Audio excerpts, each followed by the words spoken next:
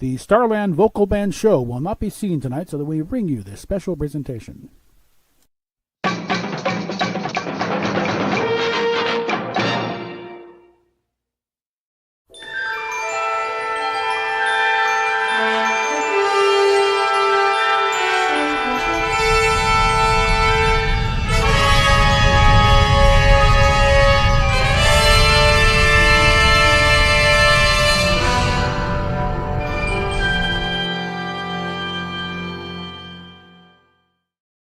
We figured stuff had piled up enough. It's, oh, look, a kitty cat has arrived to mess with things.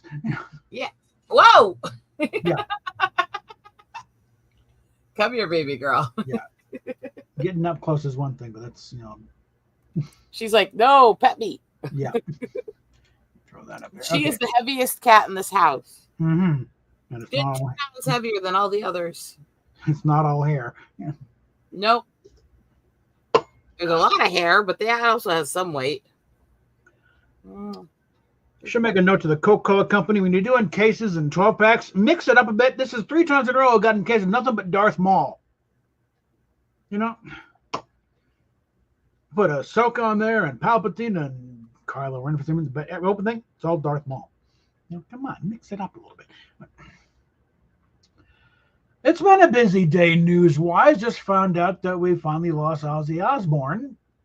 I say finally because it's been a wonder how he actually stayed alive all these years. And well, between the yes, they did study his DNA in his youth, but also the fact that he's been diagnosed with Parkinson's for a very long time, and he has been late stage 4 Parkinson's for years. His family revealed that in an interview last year.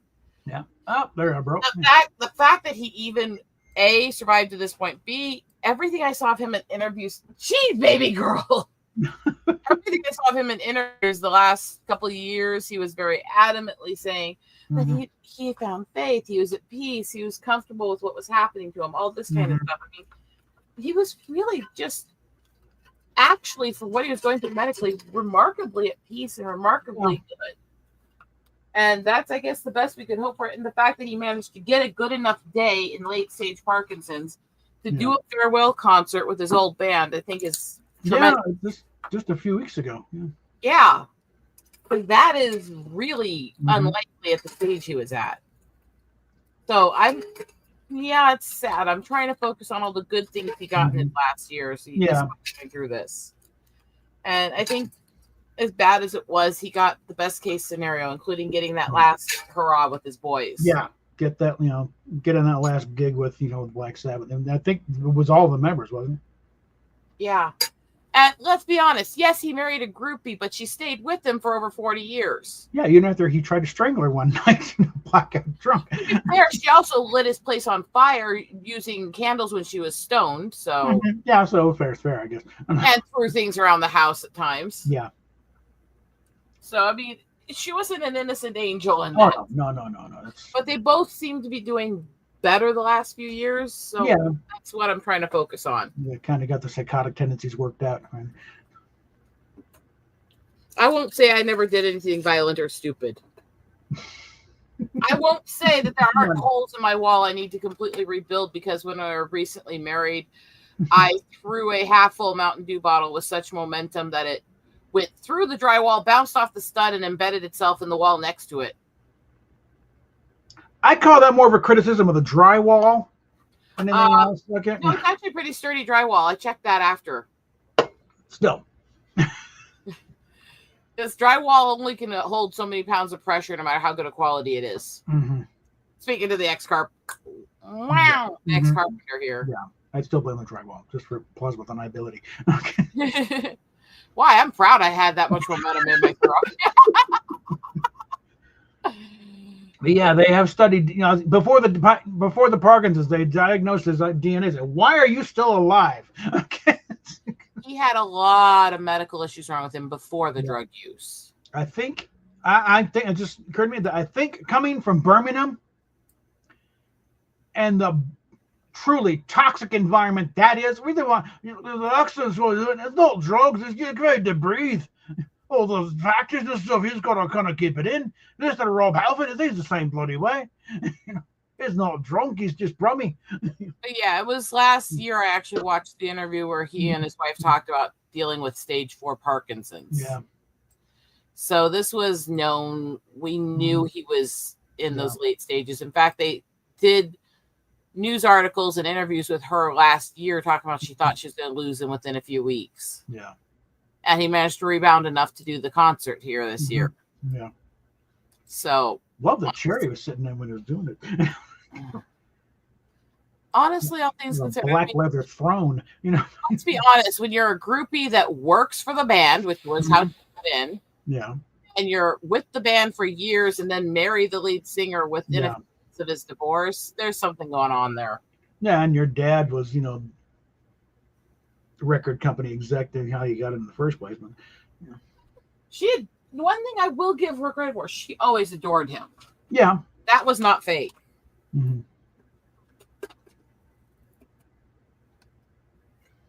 I think in some ways Sharon was crazier than Ozzy. Yeah.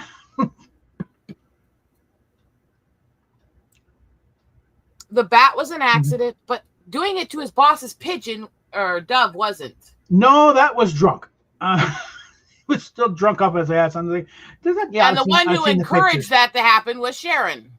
Well, releasing the doves into the office as a peaceful thing. The idea of biting the head off of one, that was spur of the moment because, again, Ozzy was off his gourd. And this is what both her and him said. She was sitting on his lap cheering it on when he first decided to. Yeah. And then was sat next to him while he did it. And that was even according to her and him. It's like, okay, yeah, they got the contract, but he was banned from the building for life.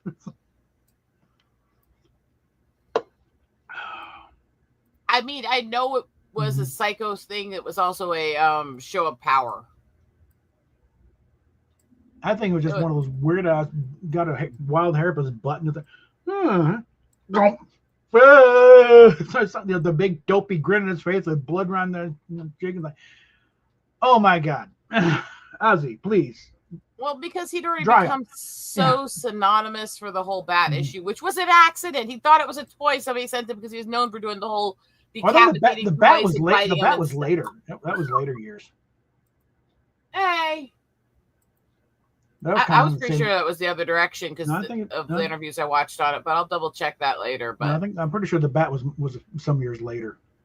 And yeah, he just threw it on. When he palm up with the pigeons with the dove thing. Yeah, bite that. They thought it was a rubber bat. Oh my God, that's real. Shit.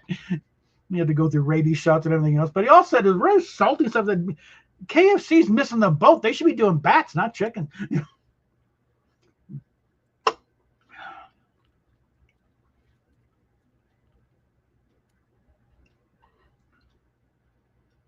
Tell you where they kicked that show off was early Alice Cooper. Basically time. At the same time, actually. I think the story started spreading though. Hey, bites the head off the thing. So yeah, throw this. Well, we have a lot of stuff we're going to talk about right. I don't know. We have a lot of stuff we're going to talk about right now. Price is Right, but one of the big things as a metalhead is Ozzy's passing. Yeah. It's like, look, no, I'm not going to sit here and go, oh yeah, everything he did in life was great. He was fucking crazy, and he was a drug addict for a long time. I had a dream. But you know what? He was a very devoted father. He was a very devoted husband. And once they both got off the drugs, they weren't that psycho to each other anymore. Funny how that works. Right? No, one time it was not long, I think, after one of the documentaries came out. And I had a dream about Ozzy. I was hanging out with Ozzy in the kitchen. He's fixing breakfast or something. He was just hanging out and talking. Kind of surreal. I know a lot of people right now are just openly saying in chats, God, today sucks. This actually makes me sad. And these are people who don't tend to mourn when things happen to celebrities. Nah, I look, it's like, no, he went out pretty much the way he wanted, okay? One big blowout concert, and okay, I'm done. Because for a long time, he was talking much years ago, so why aren't you retired? We're retired of what? It's like, my dad retired. I think he just sat in the rocking chair and died of it. No, fuck that. He was going to keep on going until he dropped, and he pretty much did. Also, I know plenty of people who hit retirement age take it and they use that as their excuse to start exploring the mountains, going out in the woods, doing sports and stuff. And I'm going to be active to the last day. I'm totally down with that. That's the thing. You got to have something to retire to. You know, it's something to do. You know, just, okay, I'm done. Let's be honest. If my husband retires, do you think we're going to start traveling more with my photography? Oh, yeah. And there is the benefit of, with his job, he does have a 401k, life insurance, and retirement savings with his workplace that are actually pretty decent. Doesn't mean we're living great now, but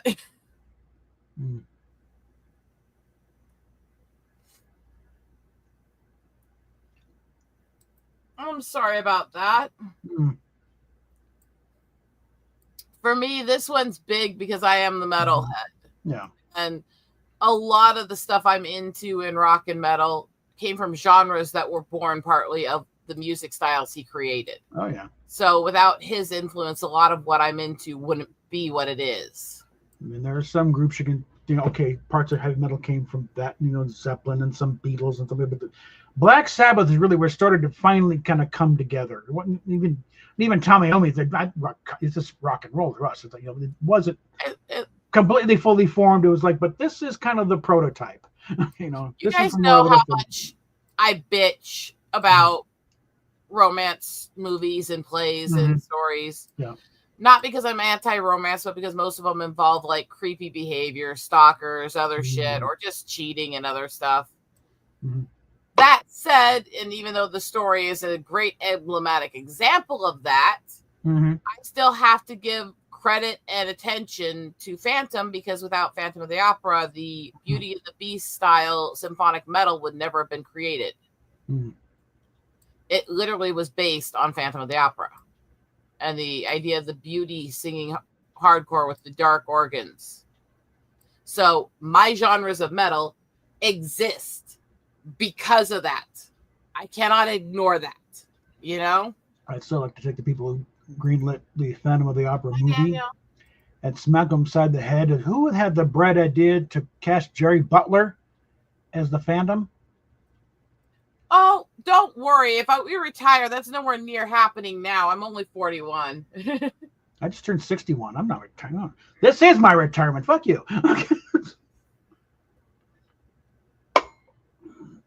Especially Michael Crawford, and the Phantom is supposed to be old as the fucking hills. Okay, you want an old guy in there, and I get that. It's like we all have the things. For me, I also have to look at influence and things. And yes, do people give Sabbath and Ozzy credit for some things that weren't him, that were other bands? Every big band gets that. Yeah. I've talked about the fact that I don't believe that there's a large band out there that isn't overrated to the public's opinions. I've said that many times. That doesn't mean, though, that they didn't have a major influence on genre and stuff. And even get into the Christian metal and rock, a lot of that was still influenced by the music styles that Ozzy and Sabbath created and streamlined and all that stuff. And so I look at the influence he had in the fact that everything I listened to, at some point, he had some influence in the artists involved in it. And, you know, got to mention, you know, Razorfist is going to be doing a video later. He did a very good, you know, metal mythos thing on Black Sabbath. It's long, but it's very in-depth. And he goes into the thing of Ozzy versus Dio and stuff. And he mentions Sharon and how her influence, for good or bad.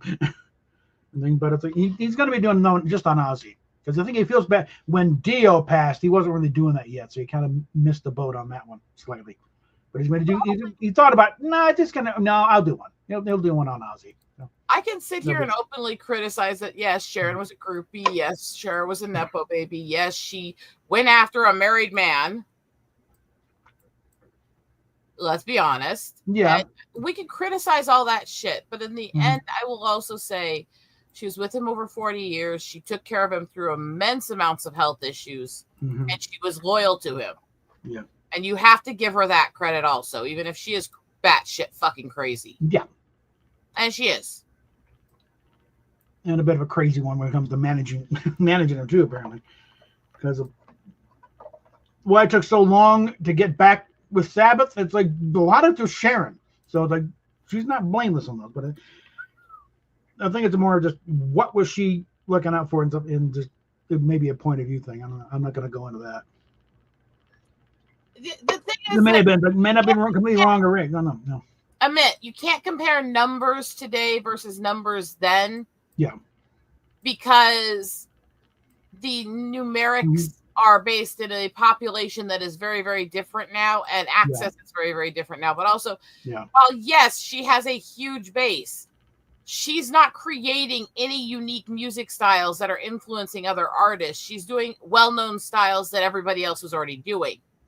So her overall cultural impact is her. It's not going to be changing music genres and other stuff.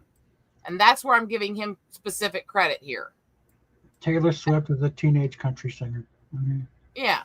And I'm not going to sit here and belittle her and her fans. Mm-hmm. I don't like her music, but I'm not going to do that, because if music speaks to you, it speaks to you. I think the genre gatekeeping stuff is childish.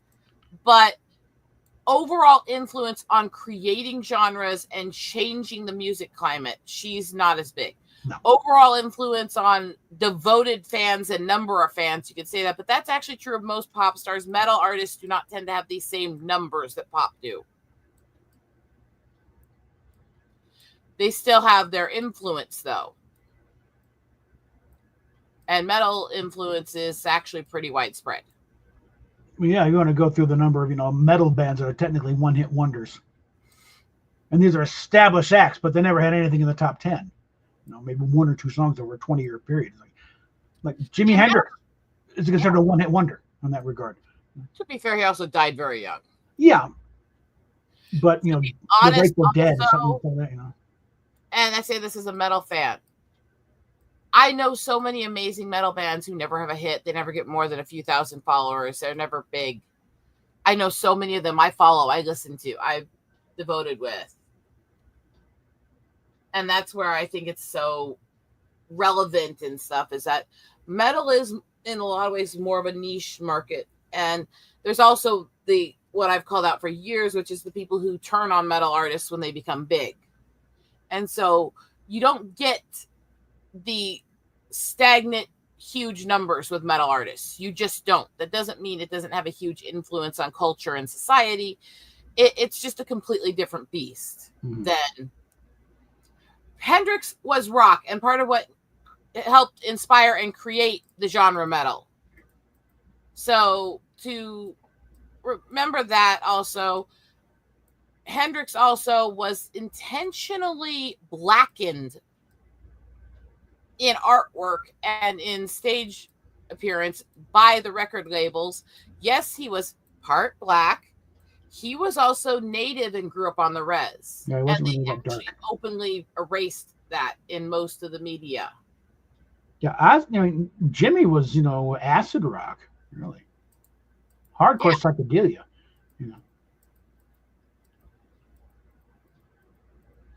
So there's a whole battle with that also. I wouldn't call it influence. It's a matter of about the age of 27 is when childhood's starting to end, and you kind of go out with a bang and then overdo it. That's what, I think that's where a lot of that. There is a thing about the 27 age barrier for a lot of rockers and musicians. The 27 Club, as they call it, and that is real. Mm-hmm. However, not everybody falls into that, and there are musicians that live really long lives who start really young and all that. Yeah. It is an epidemic situation where a lot of these guys do die really young. Mm-hmm. And 27 is the most common number for them to die when they get into fandom and fame really young.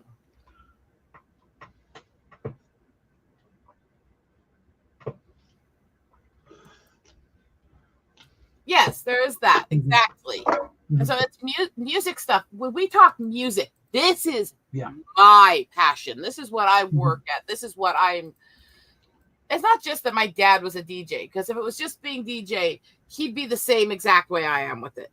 He's a big music head. I just started at a different angle, but if my living room was a little less disastrous, I'd show you the vinyl collection I got in there. I could do a small radio station by myself.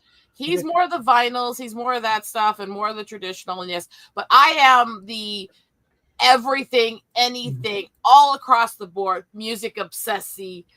And Bob knows this is my passion, especially when it comes to cultural music. And so this is gut-wrenching for me today. If this platform wasn't so copyright strike friendly, I'd be doing a 3-hour music show on top of everything else. Okay. I'd be pulling shit from all over and get that urge going, because I'll tell you, as big a Trekkie as I am, what really motivated me in my life, Dr. Johnny Fever, WKRP in Cincinnati. Okay, that's the path. Okay, let's go down that route. How many obscure bands, both comedy, rock, metal, and other stuff, have I introduced you to? Yeah. I'm out there. I'm spending my time on this. This is passion to me, and that's why today is is a piece of my soul with this. I'm a music head. I love my music. And a lot of the genres of metal were born out of inspiration from Sabbath and Ozzy. I don't give him credit for creating a lot of things, because a lot of the things that he revolutionized to the public were being done by other bands too. Yeah. But the influence he had, the amount of bands he inspired, the amount of genres he inspired, I have to credit. Even when it's not monetized, they'll still shut you down. Some of these labels are fucking vicious. Okay,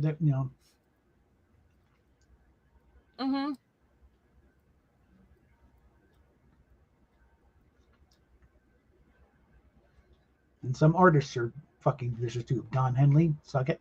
Okay. There's a musician who went through all the right channels, got all the proper consent, even got documented written permission from the estate to cover Eagles. Everything. She did it all right. YouTube took it down and then posted it to a music topic of hers so that they could get all the money from it. Which absolutely pisses me off. Now, Rick Beato just recently did a analysis of he wouldn't put it in the title. You had to first start playing it to finally figure out what Eagles song is doing. But he actually didn't, and he was because he's gone toe to toe with Don Henley in Congress over this. So he was just sort of let's just, because this whole thing is getting nuts with them copyright claiming left and stuff out of Brazil. You don't have the rights to it. How the hell is this? Although not all of that is the band, a lot of that's the label. No, it's the labels and hedge funds that are buying up libraries and saying this is the new income. They just start because I've seen people who had written consent from the Eagles still have their stuff taken down. Yeah. Main thing is it's all in there, because when you get hit with a copyright claim and you try and appeal it, they just pass it on to the people who made the claim and leave it to them. And this is the other thing. That is not the way it's supposed to work, okay? This is the other thing that happens more with metal than it does with pop. Metal artists tend to be really known even by people who aren't fans of the genre, and they tend to inspire people who are working in all these other bigger genres. So their outreach, their impact on music as a whole tends to be bigger, and jazz and blues had that for a long time. They don't as much because the genres aren't as big as they were, and they should be. They're still amazing genres. The whole fact that soul music and blues and that don't get what they deserve, to me, is still a tragedy, but that's a whole other rant. But metal has an intense overlay with other genres, because even the most poppy singers, you start talking to them, and the first thing they do is start talking about all these metal bands they were fans of and ways they took inspiration from different songs of theirs. Yeah. I remember seeing an interview with, quick little on the street interview. They caught Kelly Clarkson. She's wearing a Metallica shirt. You know, she was a rocker chick. She wasn't a pop princess. But yeah, remember that, you know, what became Black Sabbath was originally a blues band. Okay, you know. But Earth was not getting any traction, but they decided to throw a little horror movie element into it. You know, name it after a Boris Karloff movie, and suddenly they're getting attention. You know.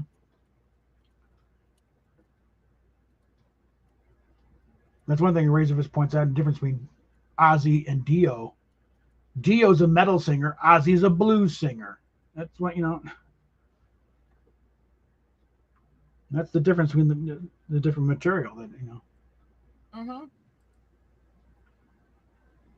I can't. I also lay odds. Yeah, you heard about Ozzy? Yeah, the crazy guy who bit the head off the dove, and, you know, nobody could understand him, man.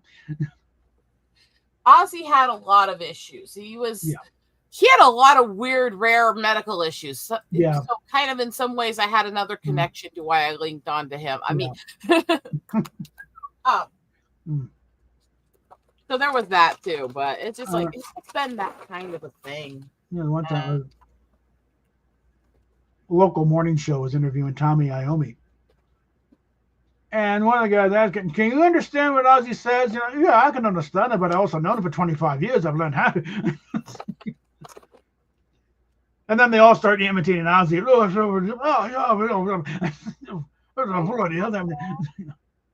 Boy, good boy, good boy.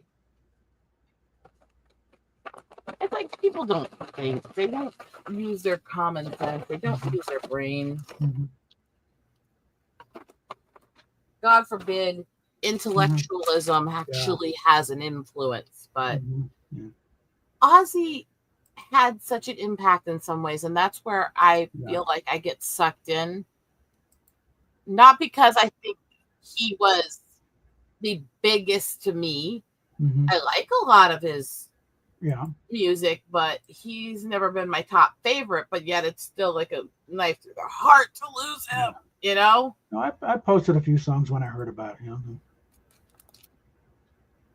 not Crazy Train. That's been done to death. I posted Flying High Again and No More Tears, and I think and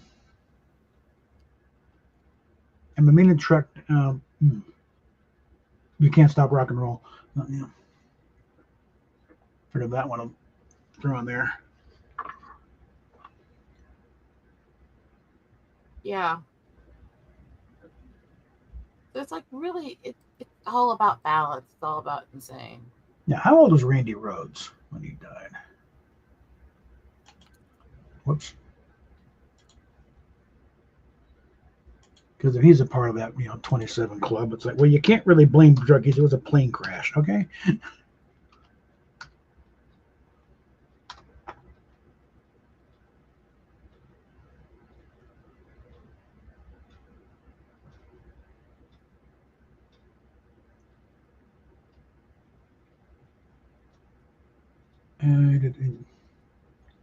He was only 25, so yeah. But that was, he was in a plane that was doing some barnstorming things, and they didn't quite pull up in time and smashed right into a barn. It's like, man, Ozzy and Sharon are right there watching. It's like, oh my God.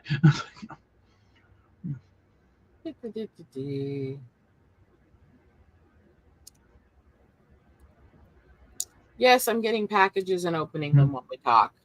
Because I don't care. And I got necklace chains.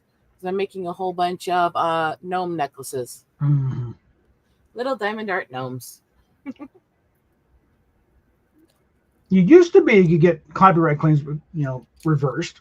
But that was back when they actually looked at it themselves. Now that everything's being deferred to people making the copyright claim in the first place, guess what?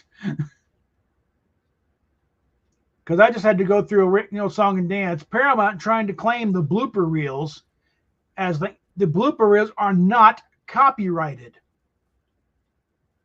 The unaired footage is specifically not. They only copyrighted the aired footage. The outtakes and stuff are not copyrighted.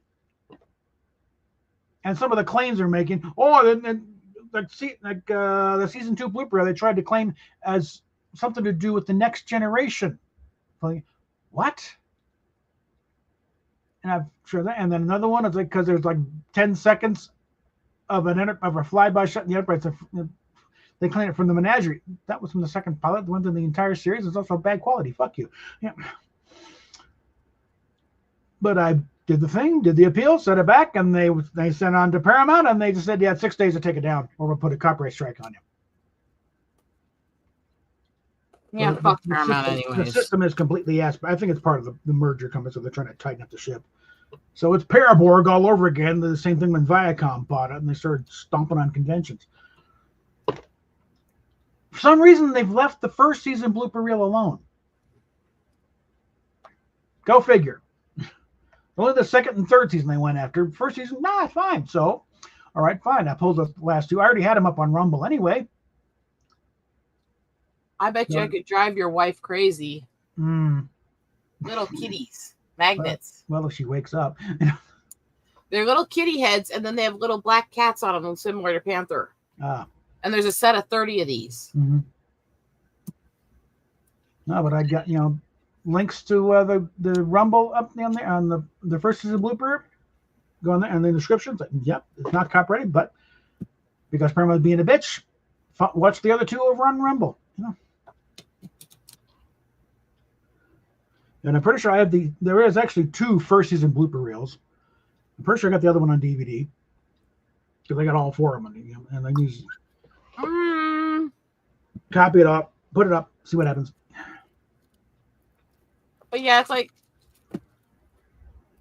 in his prime, just hardcore drug use and alcoholism, really. But also the fact that he can survive that, considering a lot of his other medical issues. Yeah. Yeah, it's also why they, decided to study his DNA to figure out what the hell is keeping you alive. Okay. Many of his contemporaries and friends and fellow musicians died horribly 20 years earlier.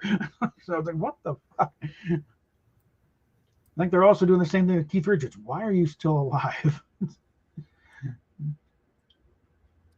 What was it Robin Williams said? You can have a nuclear apocalypse. All that'll be left Keith is Richards, a cockroach and Keith Richards. Well, yeah. Keith Richards sitting there going, I smoked your uncle, right? Oh, start a band? Well, the thing is, with a lot of these conditions that he went through medically, with Parkinson's and stuff like that, there's medical issues you have your entire life with that. Mm-hmm. It just doesn't develop fully into the medical issue until later. They talk about, Michael J. Fox was diagnosed in 1991 with Parkinson's. He was diagnosed specifically with a type that is classified as a youth type. In other words, to be diagnosed with it, they have to believe that it was in your system, active and causing issues before you were 16. They're still not sure what the hell caused, but I think certain types like his, I think it's like this is caused by something, because I think there was a movie shoot or a TV show did way back, and other people who were there in the cast also developed it or something, and it's like, and they're not quite sure how much of it is congenital and how much is environmental. Well, they're still learning that with some conditions, and then there's the conditions we know are genetic, but people refuse to accept that. And meanwhile, there's conditions we really don't know the cause of that we could really use doing that research on. They won't do the research on that because they're trying to prove that people who are autistic are that way because of things in the water or things in medicine. It's like, no, that one, they actually have physical scientific evidence. It's genetic. Yeah. Can we stop with that and focus on conditions that actually do seem to be laced to other conditions? He was 29 in 91 when he was officially diagnosed. So that's because he started actually losing control and tremoring too much during filming of Doc Hollywood, I believe it was. But they believe that his symptoms and his medical conditions related to the Parkinson's were happening back as young as 11, based on the things they got from him and his family. Back when he was a child actor in Canada. Yeah. Or something, like. Anyway, things are happening. Still going back and forth. The thing is, Parkinson's is a bitch with diagnosis. I've got both it diagnosed and undiagnosed on my paperwork, and doctors who don't even agree if I have it or not. Yeah. Parkinson's is a bitch because it doesn't have standard diagnosis, and it is really difficult to diagnose and really difficult to get help with. I know Billy Connolly early on. It's like, you're the I'm not doing the medication's worse than the disease, so I'm not doing that for a while. Well, that's the thing is, I don't know if I want to keep fighting with it, even though there's so many doctors who are absolutely convinced I have it, because it is such a bitch to get diagnosed. It's so expensive to get diagnosed, and there's nothing that they can do but give me meds that are going to destroy my organs anyways because of the organ damage I have. So there's nothing. Like Billy said, the medication's worse than the disease, so fuck that. There was no autism wave. That is a hype of the media. What there was is in a certain year's births, more people were diagnosed in that year because that's when everyone started getting diagnosed as children. And what you have now, and what they're not willing to talk about when they keep talking about these epidemic numbers, is the amount of people between the ages of 27 and 80 who are currently being diagnosed. What they're realizing is we were always there. You get these old grandpas going, autism's just this new thing. And then they go off in their corner in sensory headphones to play with their model trains in their garages. Come on. Yeah. It's always been a thing. They just didn't understand it till recently enough to really diagnose it much. Now, maybe it's being kicked up some, and maybe, the being bombarded with questionable vaccines as a factor. We'll have to look into that. Yeah, Salty Cracker pushes the edge of YouTube on purpose a lot. Also, you don't have to keep tagging me. I'm the host. I will see your comments. I promise. It's up on the damn screen, okay?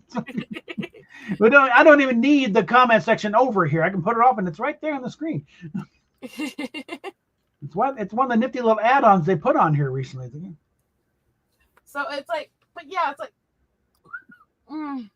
part of me is like, I want to fight with this because I know they went through the list of the 50 symptoms of Parkinson's with me when I was first dealing with trying to get this diagnosed years ago. 49 of 50 I have, including 5 that are listed as rare and basically almost only in Parkinson's. Let's just statistically, and every other condition that causes those symptoms is being tested as negative in me, which is how they test for Parkinson's. But I've got doctors fighting over it. I've got this battle where my doctors, none of them agree with each other on shit. They're all just going, I don't know. What do you think? The fuck is wrong with this woman? It's almost like everyone is different somehow. Yeah, I think. But yeah, autism was officially added as a diagnostic medically during the WW2 era. And it was not diagnosed to the majority of people outside of a few really, really extreme cases and people who really fit the autistic nerd stereotype until the 90s. And in the 90s, they started diagnosing more kids with it, but what they weren't diagnosing in large amount was minorities and women. Somehow we were just skipped over in diagnosis about 90% of the time until about 2015, which is why all these numbers are always going 2015 to now. Look how many people are being diagnosed. Yeah, but most of them are not children. And when they go, well, more children are being diagnosed now than they used to be. It's like, yeah, because they never diagnosed us as children back then. They're catching it now. So all these adults are being diagnosed while the kids are actually being more accurately diagnosed, and it's creating this number. But I look at all this information on old families.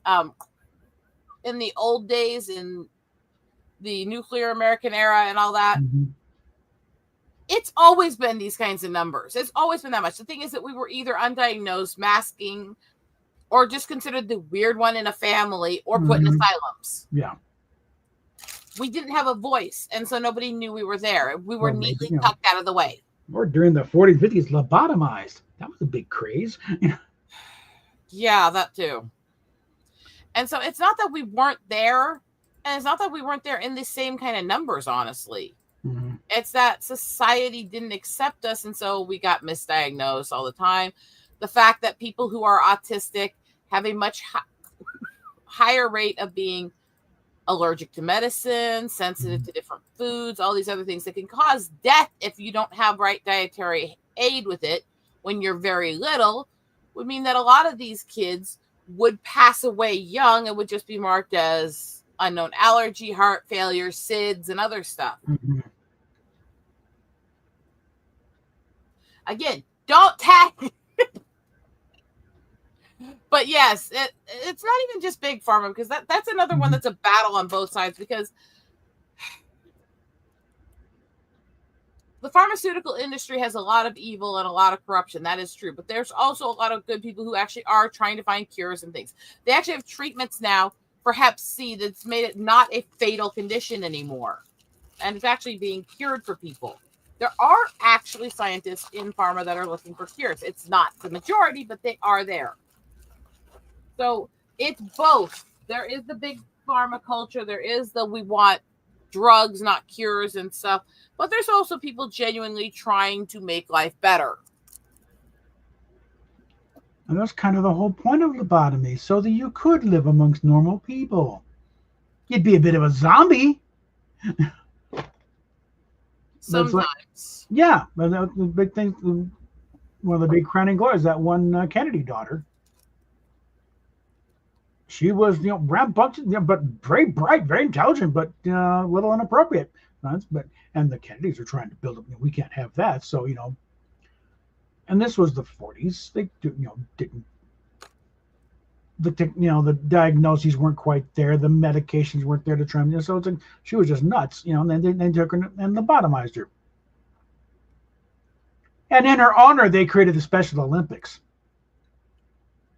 which frankly strikes me as a little obscene. Yeah. It is, but then again, I know so many kids who've actually benefited from the Special Olympics that I can't even. I think it's horrible that they killed her and then they went, "Oh, well, we'll remember you." Well, I think she still lived quite a while, but they killed the spirit. That's for sure. She was a zombie afterwards. I don't think it's just the spirit. They killed her brain. She literally couldn't think. She couldn't function. Mm-hmm. She wasn't her from the day that was done to her. Mm-hmm. She wasn't the same person. And so, yes, they, in all essence, killed her. Mm-hmm. And that's the thing that people try to rush over. They try to gloss over. Mm-hmm. These issues, these conditions are serious. Your wife would love this kit, wouldn't she? Look how many of them are. Yeah.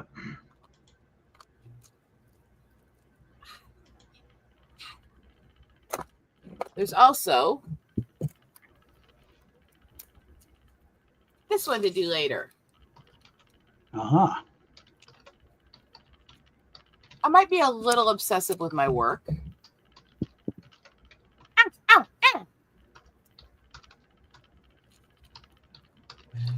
ow. I'm conflicted on that because I've had a lot of bad experiences with doctors. But I've also had a few doctors that without their help, I wouldn't be alive. So where do I weigh in? Which is better? Which is worse? It's like, I don't know. I don't know. Ozzy had help. He had treatment. He managed to live relatively comfortable, even with severe medical issues. Yeah. That was doctors. I don't think doctors are inherently good or inherently evil.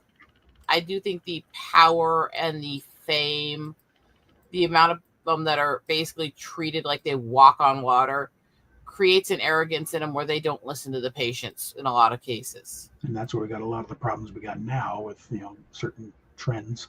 We won't go into right now because that'll be a whole nother bunch of rants. But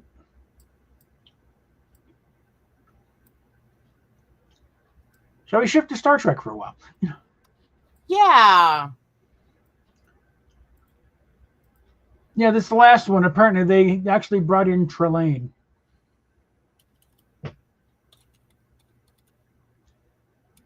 And it's now pretty much incontrovertible that this is an alternate timeline. Okay. There's no walking it back. You can't, canon is fluid. No, bullshit. Canon is not fluid. It's not perfect. It can be tweaked here and there when new facts come in, but it is not fluid to the way Goldsman and his idiots are trying to do. You cannot have Trelane show up on the Enterprise under Pike, and Spock there, and not recognize him later.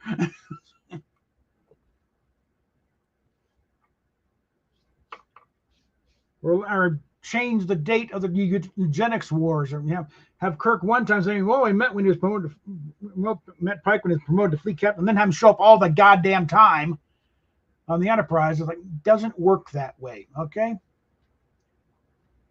But they're so interested in trying to send men Burberrys. They're not interested in paying attention to canon in the proper way to do it. Bring in Scott. What this is desperate attempts to try to kiss up to fans, to try to get them to watch. But what they're actually doing is not what the fans want. What they're doing is pissing off the fans because they're forgetting. No, we know this shit. It's one thing in some fandoms. There's a lot of fandoms where the fans don't know every little microcosm of everything. But you don't mess with geek fandoms in this way. Yeah, there are other fandoms that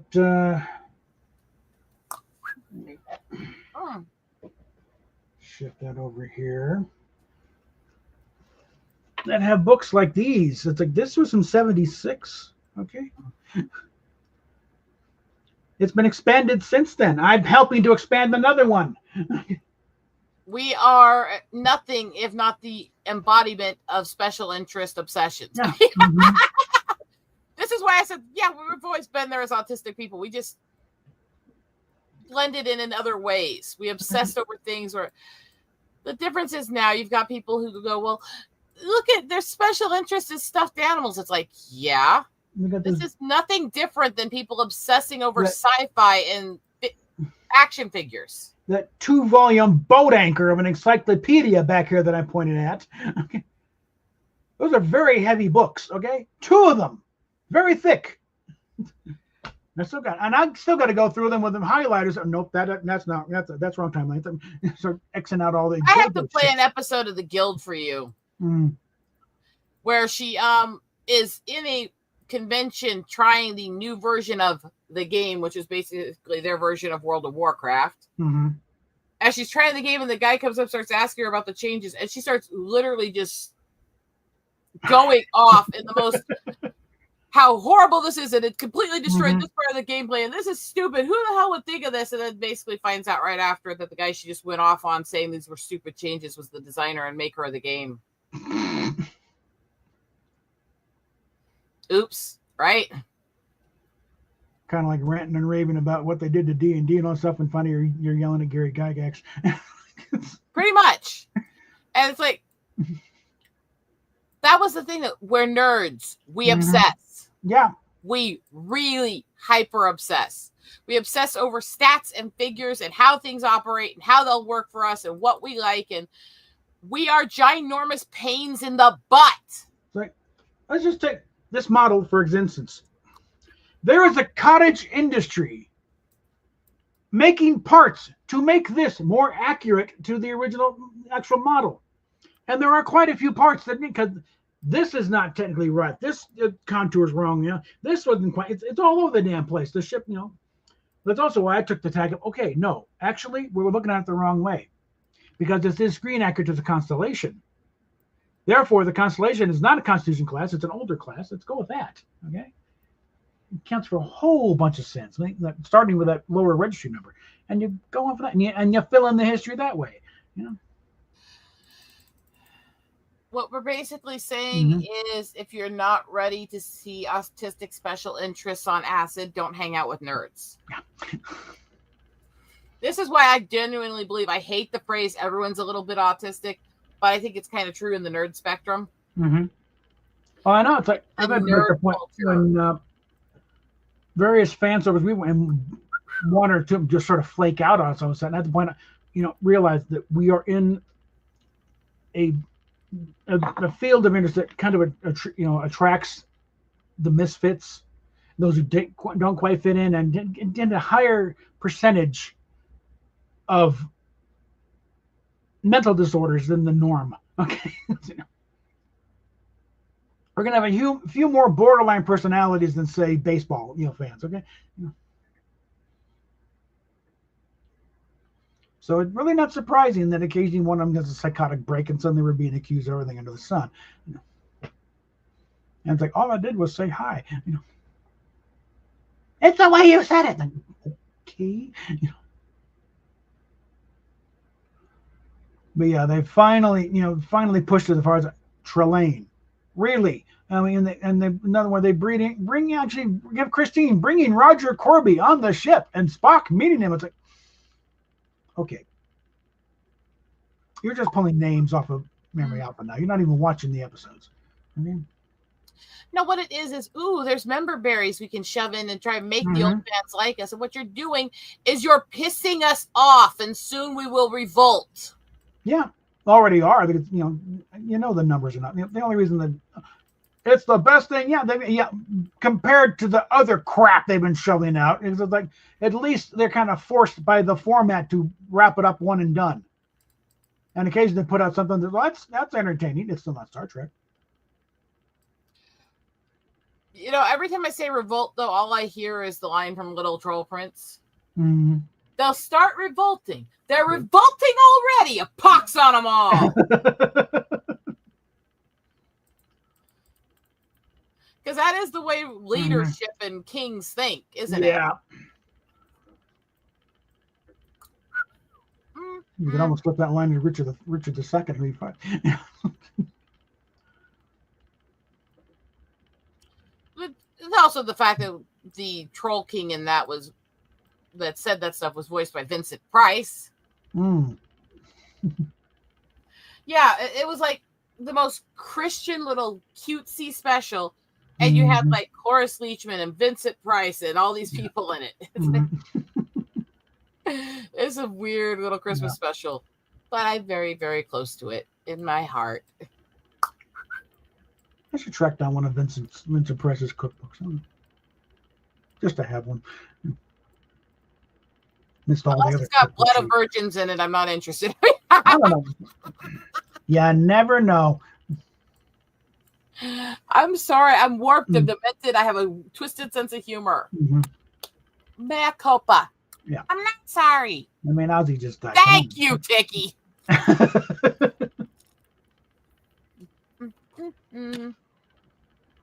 They finally crossed the threshold. It's like, no, that's it. You're in an alternate timeline. There's no walking that back now. It's not that everything has a special interest or everyone has a special interest. There's a difference between people who have a passion for something versus special interest level. But anything can be a special interest. It's about the passion people have for it, not what it is.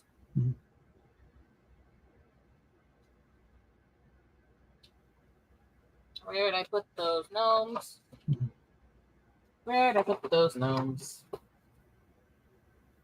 Yeah, look at all the diamond art ornaments I'm making. See how many of those are gnomes and dragons? Too many.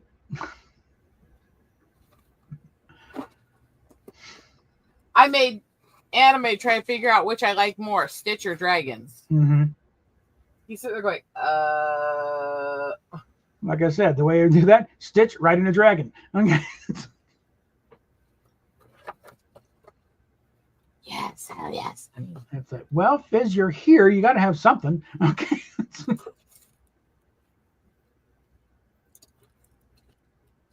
There's a few of them. There's only a few.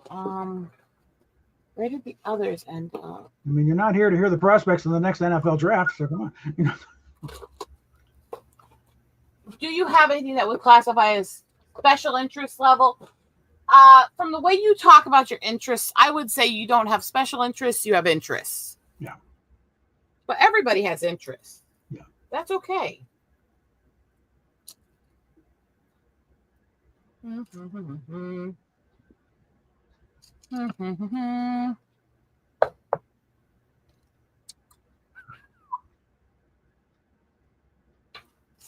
special interest is trying to get our rent back to where I could pay it in one check.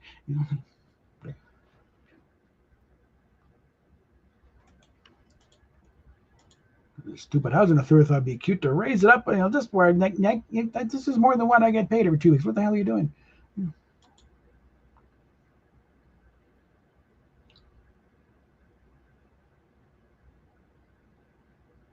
Da da da da da da da.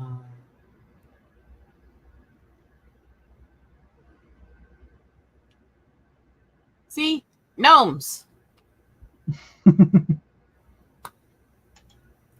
Yes, I'm weird. Wow. I definitely have a lot of very odd, kitschy little special interests.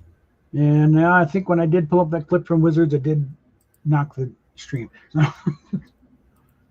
It did what? I think it did knock the stream when I pulled up that thing from Wizards for that last scene. You have got to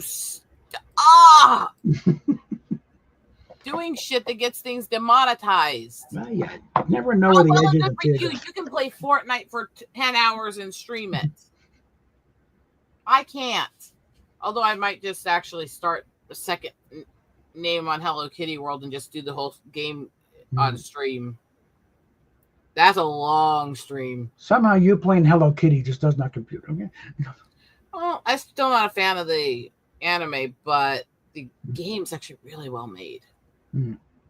It's actually really fun. And it's Lydian's fault he gave it to me. Thank you so much. I'm making gnome necklaces.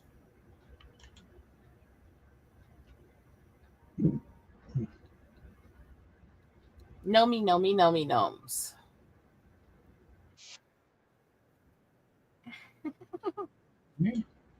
So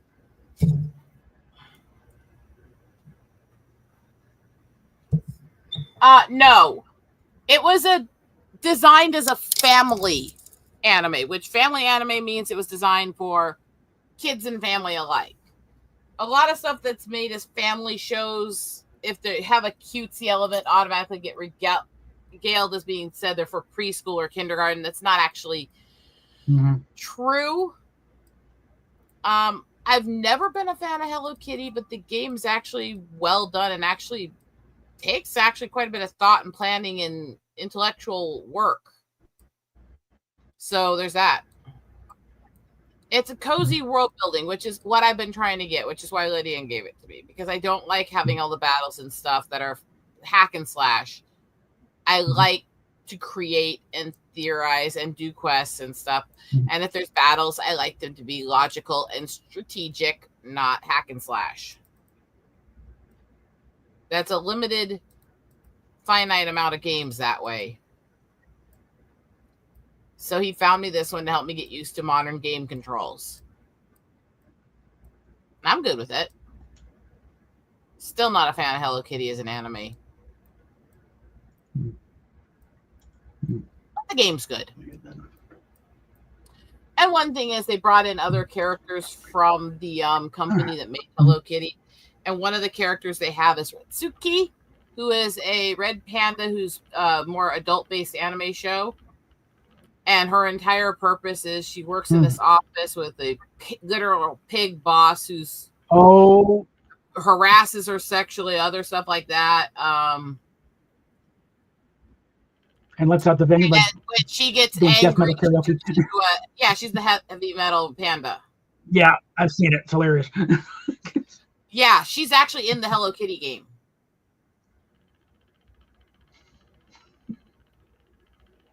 She's in the game. And she actually medals out a lot in the game. Yeah, it's the demonic face. And the perfect gift to make for her so that you can gain points with her and build her up so you can get your quests is you make her this lava-based guitar that she can play metal on. So it's like the animation style is the over cutesy that's often used in little kids stuff. Yeah. But the storylines in that company actually tend to run what they would consider to be preteen, which is family that's appealing to both children and teenage, where adults can sit and watch it with them. Yeah, Agritsuko, then that's like it's the juxtaposition, because it is very cutesy animation, but it's like the story material is very definitely not. Yeah, and she's in it. Yeah, it is very much adult oriented.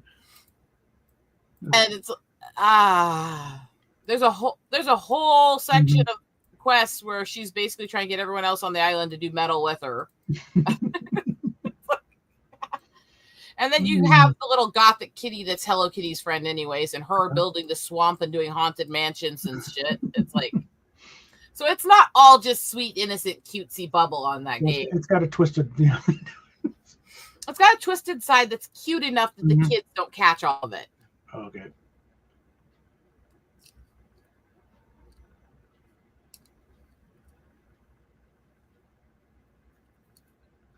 Yes, I sat here playing Hello Kitty Island while I was watching true crime stuff go into details of the Manson family murders, and who's been released from prison is out there unknown where they are. Mm-hmm. That was an interesting side note on screens. Manson family, Hello Kitty on separate screens while I'm sitting there like shit.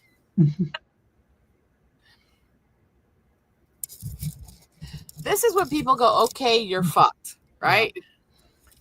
I truly am. Sam Kinison, when he first started doing the interviews first, like, don't get that goddamn mad album. I mean, why do we do it the wrong? Can't you know what Squeeze's gonna say? You're on acid, Manson. It's the fucking album. Could have been the Monkees, for God's sake. I mean, look at it this way. The other day I was playing Hello Kitty Island while watching Solo Leveling with Lydian. Oh, very violent anime. Oh boy. I also was, yeah.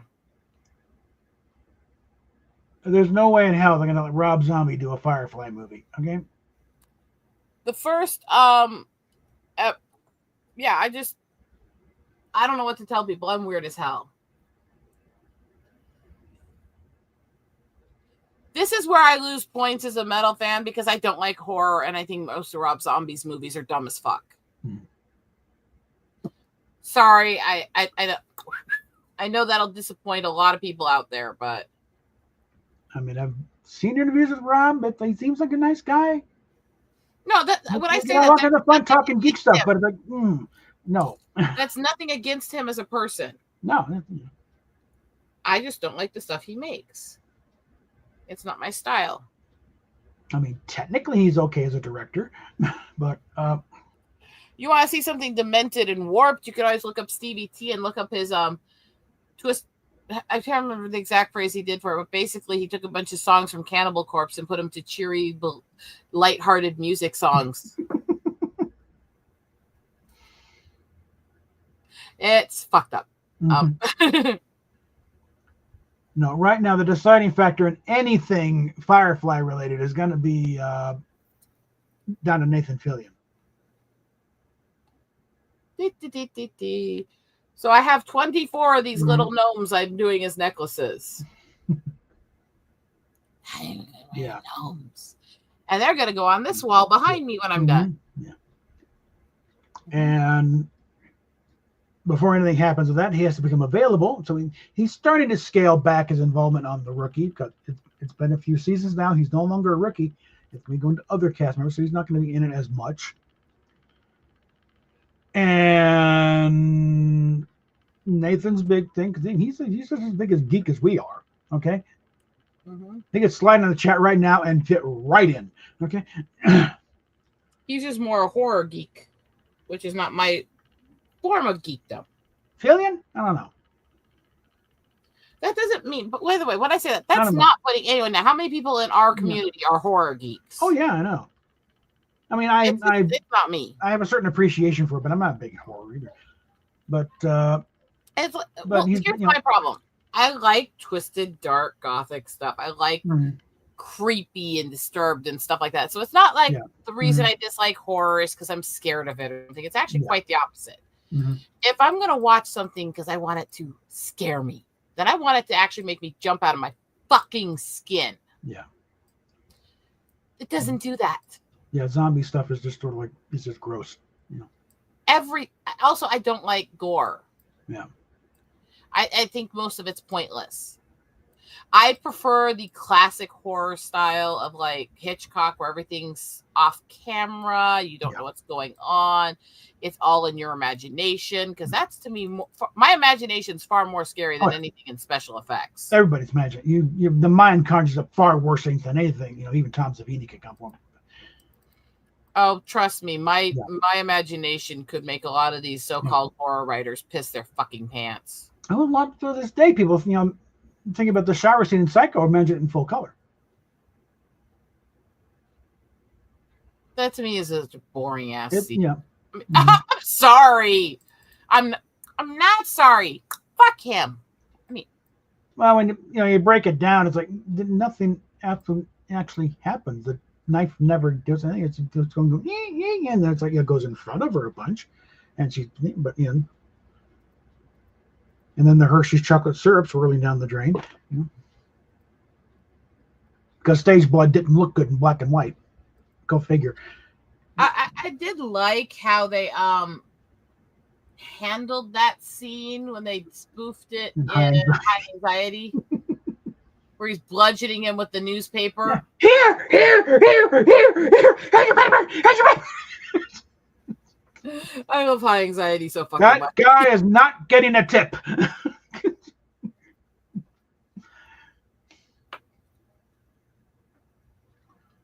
I mean, the stage blood in High Anxiety was so bad when they did the ears rupture. It's like so corny. It looks like watered down pink. But it was a spook movie. Yeah. And I think it had a much better reason to be scared of lots of birds.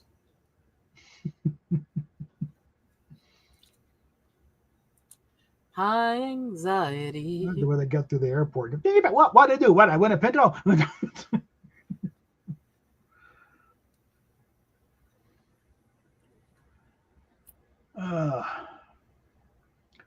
No, nothing's happening with Firefly until Nathan Fillion says it's happening with Firefly, because he's going to be pretty much figured. He's going to be the executive producer. He's got that kind of clout now. One here. And it's also, if Nathan wants, he's going to do it, he will have Joss Whedon involved in some capacity. Just because it's his universe, he's got to have some say in how it plays out. He will not be in control of anything, but he will be kept on a tight leash, so he doesn't start doing the stupid shit he did in the other shows. Not that anything really, there's no reports of anything happening on Firefly like that. But he was a bad boy over in Buffy. Well, and a few of the actors were warned, don't be caught alone with him. He gets a little handsy. But interesting will be, because he will want to have Alan Tudyk in there too. The two of them are tight. So it's like, okay, so how are we going to get Tudyk in the show without really fucking over the movie? And I did send Nathan Fillion some ideas. I can see if I can dig him up, because I did put it in my highlight.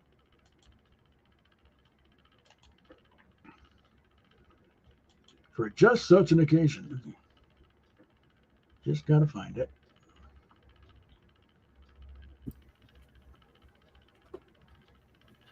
Oh, I'm really excited about this new kit.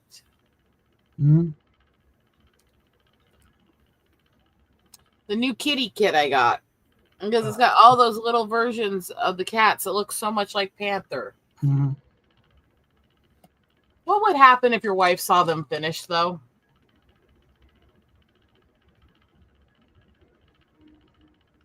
Well, I don't know, and I'm not sure I want to get her attention here. It's going to take days to finish them. When you're doing these little things. Again, I have your kit mostly finished. The magnets and coasters, you get 2 to 3 done a day usually, unless you're beating all day. Mm-hmm.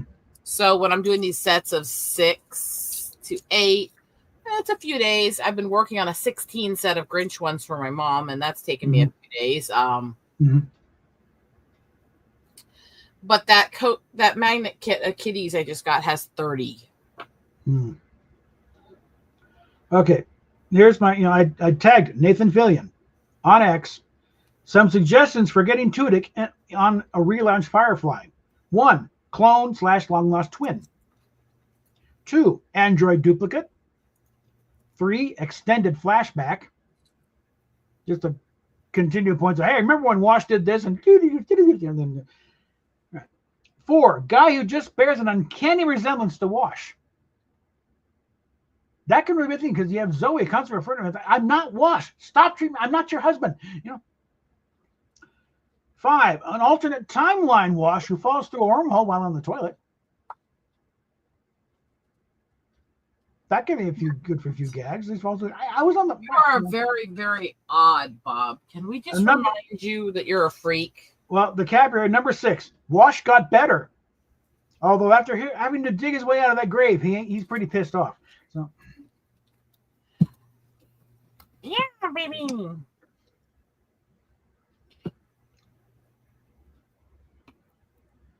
So now, remember 2 days. He's actually rather grateful that when Wash went and with that, and he's doing that. I got 2 bullets left, but I'll make them count. It's like, no, he's by the way, Bob, what's your opinion of cantaloupe? I'm okay with it. Because one of the few things I've missed really, really badly since I've been diabetic is that most melons are high sugar. I've never been a fan of watermelon. I think it's overrated black that has almost no flavor. You got to get the right melon. No, they're all bland. I like strong flavors. All right, man. I like things to be potent as fuck. Yeah. Which is also why I like cantaloupe juice, because when you drank the juice, when you cut them, it was really thick, really potent. I love cantaloupe juice. Walmart has a melon flavor shot for water that actually tastes like cantaloupe juice. I love it. No, most watermelon, I think the way they raise it, you come out a little bland smell. But once in a while, oh, there we go. Even I've had the watermelons everybody says are to die for, full of flavor, all this stuff, are the best watermelon flavors, where they really get the flavor strong, and I'm like, it tastes like weird water. And I don't like it. And I know I'm difficult, okay? Yeah. Newsflash to the world. I'm difficult. Maybe it's a Texas thing, but they just give me a watermelon. Oh, believe me, it's really popular among the native population too. And I would always sit there and go at it as we're doing it. The only thing I ever liked watermelon for was spitting seeds at my siblings. I mean, now they got seedless, so it's like. Did I say that? That's one thing. When I go to the store next time, I get some watermelon because it's good source of lycopene. So. I miss being able to just eat fruit. Yeah. And unlike tomato sauce, you don't have to cook it to get the. Thank you, honey.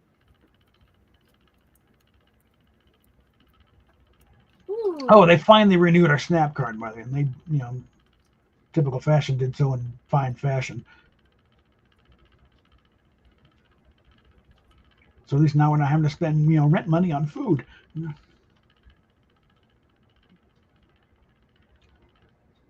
So we went to the town we go to get my medicine, my CBD. And my CBD type is absolutely legal in Iowa now. Actually, it's been legal to possess, but not buy in Iowa for a long time. Which is a whole other ridiculous, stupid thing. Oh, okay. Well, the feds still have a kibosh on it that makes things weird. Not CBD, THC. Oh. There is a difference. They're completely different components. Oh, okay. THC is the part that makes you high. CBD can be actually gathered and produced through actual hemp seed, which isn't the same.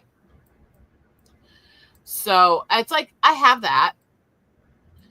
The type I use, the town I can find it in is a couple hours away from here.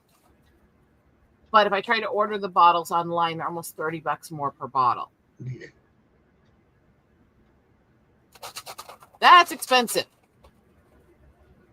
Especially when you consider these are my energy chews, and I go through a little bottle of them basically a month. That's a lot. Yeah. So we went over, made a day of it, did some of my events I wanted to go do in that town anyways, went and visited their little zoo. and went to the store that sells them. Mhm. My husband bought me 4 full jars of it. Mm-hmm. So my medicine is fine for the time being. Okay.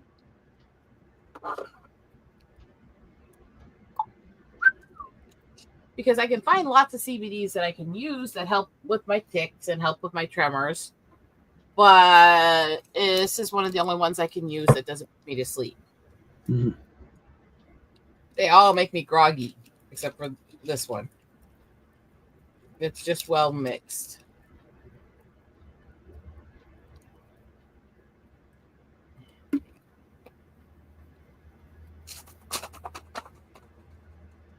My brother thought it was hilarious that I'm giving him stuff for him to use for his anxiety because he does use THC products. And I'm sitting there going, look, I would rather have you use the THC products than be fucking psycho and crazy. Mm-hmm. I don't care. Also, fuck Christy Noam. What's interesting growing up in South Dakota is that most of the time things were legal all over the state and never legal on the res. The res was very restrictive and did not allow a lot of shit to happen on it. Mm-hmm.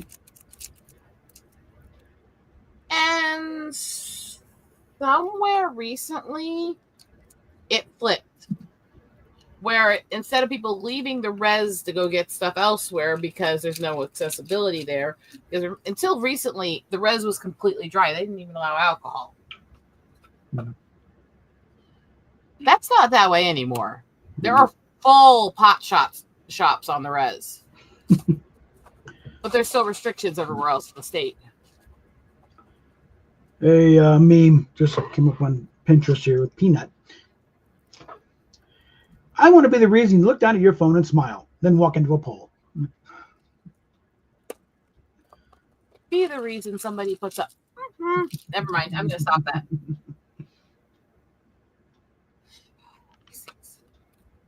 I got these necklace pieces for my jewelry, for my wall. Look at these things. They're stone. Okay. Aren't they pretty? Yeah. I love them. I love them. I love them. I love them. I gotta make more necklaces. Basically, I'm collecting all kinds of different stone focals and necklaces that I'm just dropping up necklace chains and putting on my wall that I can wear anytime I want. Yeah.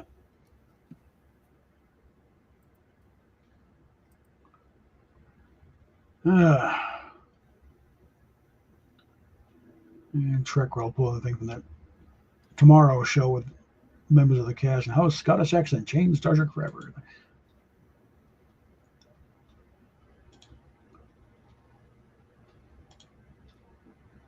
This thing when they're talking to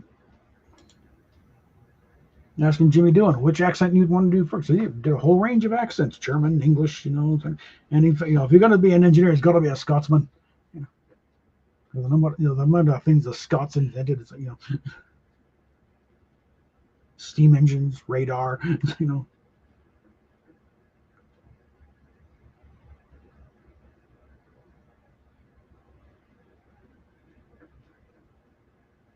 But he also figured that far in the future, you'd have to learn how to do a Scottish accent because everyone would be talking to the same because they look up at the computers.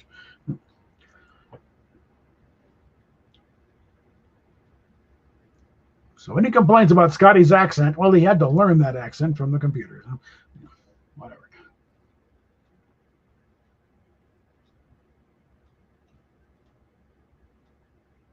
One of the most beloved bad accents is. Yeah. It's debate. I mean, Craig Ferguson. That's not a Scot. It's a Pakistani accent. It's like, but I remember, when Billy Connolly was on, game on Jay Leno, and he was okay. Doing was okay.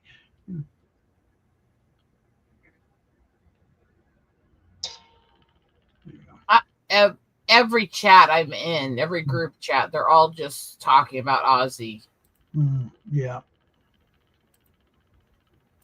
They're not, it's breaking the hearts of metal fans all over the world. Yeah. They're also talking about, yes, he did this final concert, but he couldn't even walk onto the stage without help, and he had whole moments where he was trembling and shaking his head and confused. Yeah. So even with this, he held on because he wanted this last go with his boys. I don't believe for a minute he didn't know that this was coming, considering how long he's been going through it. Yeah. You gotta feel, yeah, we're not talking much time left here.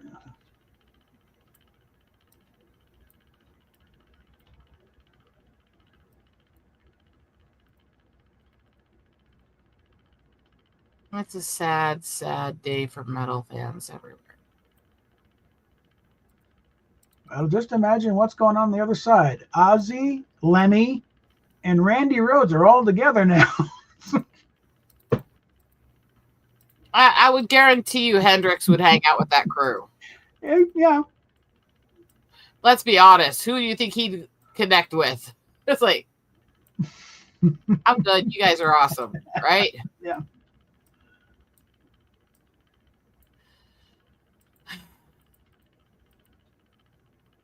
So there's plenty of Lemmy made more money from the royalties of Mama I'm Coming Home than he ever did from anything from Motorhead. Here's the thing for you. My dad was not a metal fan when you met Mom. Dad liked soft and delicate music, in fact. Actually, he really did. My dad was the one who, before Mom, his favorite artist was Olivia Newton-John. Well, she was cute. Yeah, he did kind of have a crush on both her and Lonnie Anderson, by the way. He really liked white chicks. Anyways, Dad liked his white chicks. Blonde hair, blue eyed, yeah. Mom may not be blonde haired, but God is she. My mom has color changing eyes, which is about 2% of the population is supposed to have them. I do too. My mom's eyes most of the time are this soft blue. If she gets really devious or up to something, her eyes turn fucking emerald green. Yeah, that's a blood flow thing.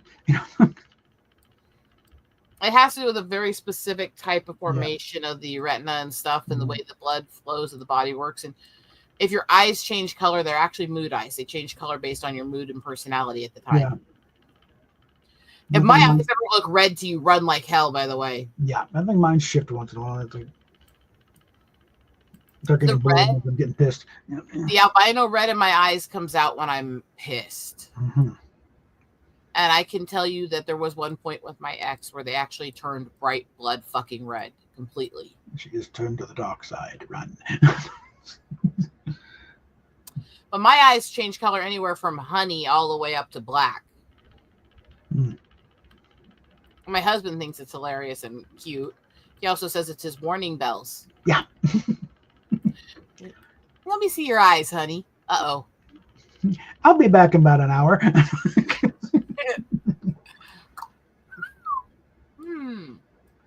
I'm going to have to get some milk in the next town.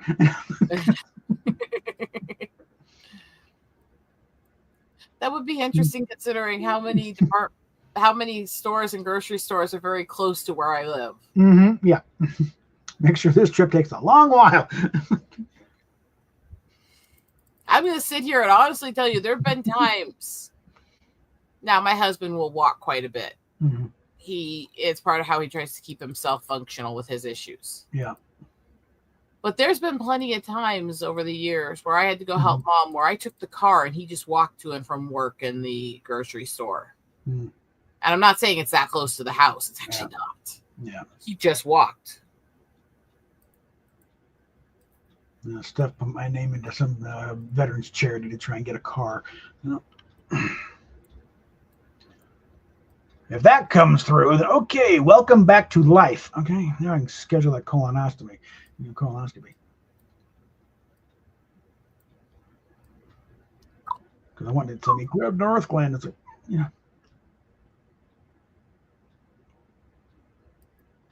Tomorrow I get to have more dental appointments. Oh God. There is something really wrong with the acid and the build in my mouth. Yeah. No matter what I do, my teeth have issues constantly. I scrub, I clean, I do every process. Yeah. I do everything the dentist recommend. It doesn't last. Yeah. My tooth bones aren't right, and my mouth chemistry isn't right, and they never has been. It's annoying because you hear these people going, well, as long as you follow the dentist recommendations, you'll be fine. There'll be no dental issues. It's like, doesn't work that way, you know. Again, we're all biologically different. Mm-hmm. I have a cousin who had severe acid condition in her mouth that was uncontrollable, and literally just being sick for 2 weeks was flared it bad enough that she had to have 11 teeth pulled in a day and rebuilt. Yeah. So there's something off in our dental chemistry. Yeah. No, I've got a future of caps and crowns coming up. The roots are all strong, but it's like just it's amazing what being on the living on the streets for 5 years. Eventually, that does catch up with you. You know. I pretty much expect that eventually I will end up on dentures just because of my dental issues. Yeah. I'm not worried about it. Yeah. I know people who get so offended. I don't want to use dentures. It's like, I could give a fuck less. Yeah. Like, I know plenty of women who have dentures now who like to pop them out so they can cackle like an old witch easy. Just so they can fuck with the grandkids. Yeah. Now Steph's needing to get some at some point. I'm sitting there with my mom and my aunts. Mm-hmm. My mom and my aunt's story here. My mom loves to tell. Mm-hmm. Where they were comparing dealing with having dentures now, and they sat there popping out teeth and going at each other and showing how the mouth moves when you do it. Mm. Yeah, fruit. That's kind of been the long topic of our stream. Yeah, we kind of covered that one. It's breaking news. It's just in. Ozzy Osbourne is still dead. More on this as the story develops. Breaking news just in. Metalhead in pain.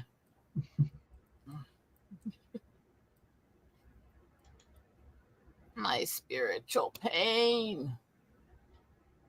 You're fine. That's kind of been where we've been at today. Suppose we can go up on Colbert for a while. I don't know. Yeah, fuck that loser.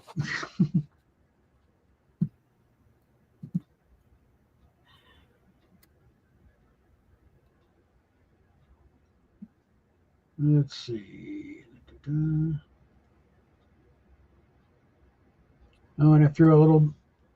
Almost always, Fizz, when the two of us are streaming, we duel it to both channels. Why not double monetize it? Swallow.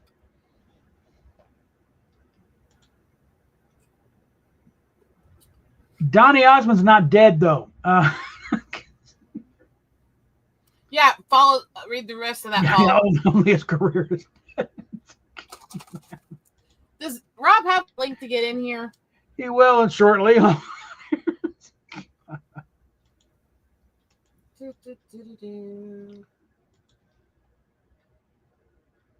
There we go. Didn't I put it in the group chat, but there.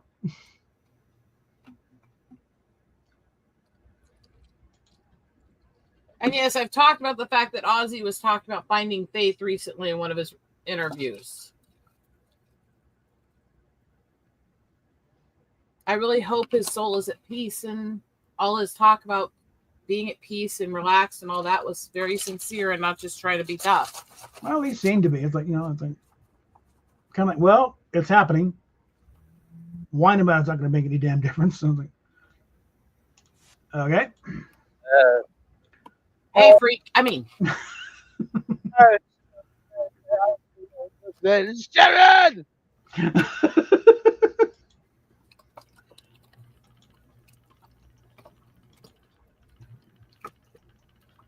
Making my drink. Yeah, one thing about that wasn't the way he talked was not a matter of drugging or anything. It was that's just a Brummy accent, okay? Yeah. There's a Brahmi accent with the drug history, with Parkinson's. How do they expect he's going to talk, well, right? It didn't help, but it's mostly you talk like that normally. Because you go to those things, you can't really breathe much. You think your mouth closed. Oh, I'm not talking about anything now. what Oh, I've Frank, learned is Ozzy Frank and love Ozzy. chewing me. 1 sec. What was that, Rob? What I've learned, Ozzy and Keith Richards were the same guy. Keith spoke. Ozzy was and Keith was just lower. Man, it's 67. Chuck, no way, man. No way, man. No way. No way, man. Yeah, that's Chuck hit me, man. Yeah, that's girl. I didn't go down, man. Yeah, proud that. Did you catch when Mick Jagger was on Saturday Night Live? A long ass time ago. And the weekend update thing, you had supposedly Keith Richards and Mick Jagger. Mike Myers is doing Mick Jagger, and Mick Jagger is doing Keith Richards. Oh, jeez. That I don't remember. That sounds hysterical. And Mick is just sort of, and Yeah. Myers, was that Esperanto? What the hell is that? Was that?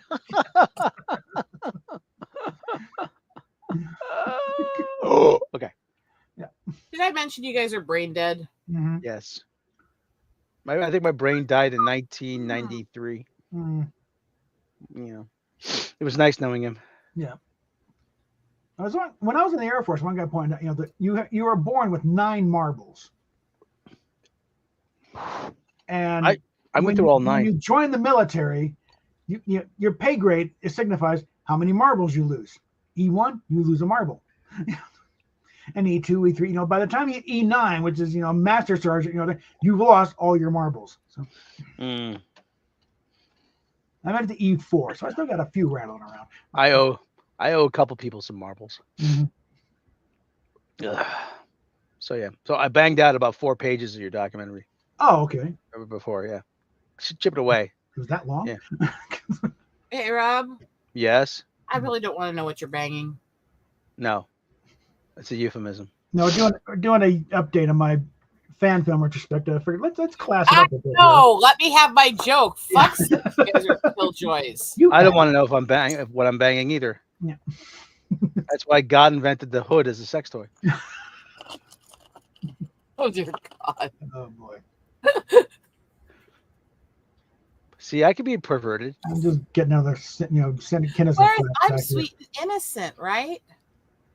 My brother said to me one time, he goes, yes, you're right. You're sweet and innocent. My brother said to me one time, he goes, the worst part about his girlfriend was that she talked. I said, come on, if you were dating a deaf girl, the first thing, is, oh, geez, I walked through the door. She's got her hands going. She's signing. Oh, God, I got it.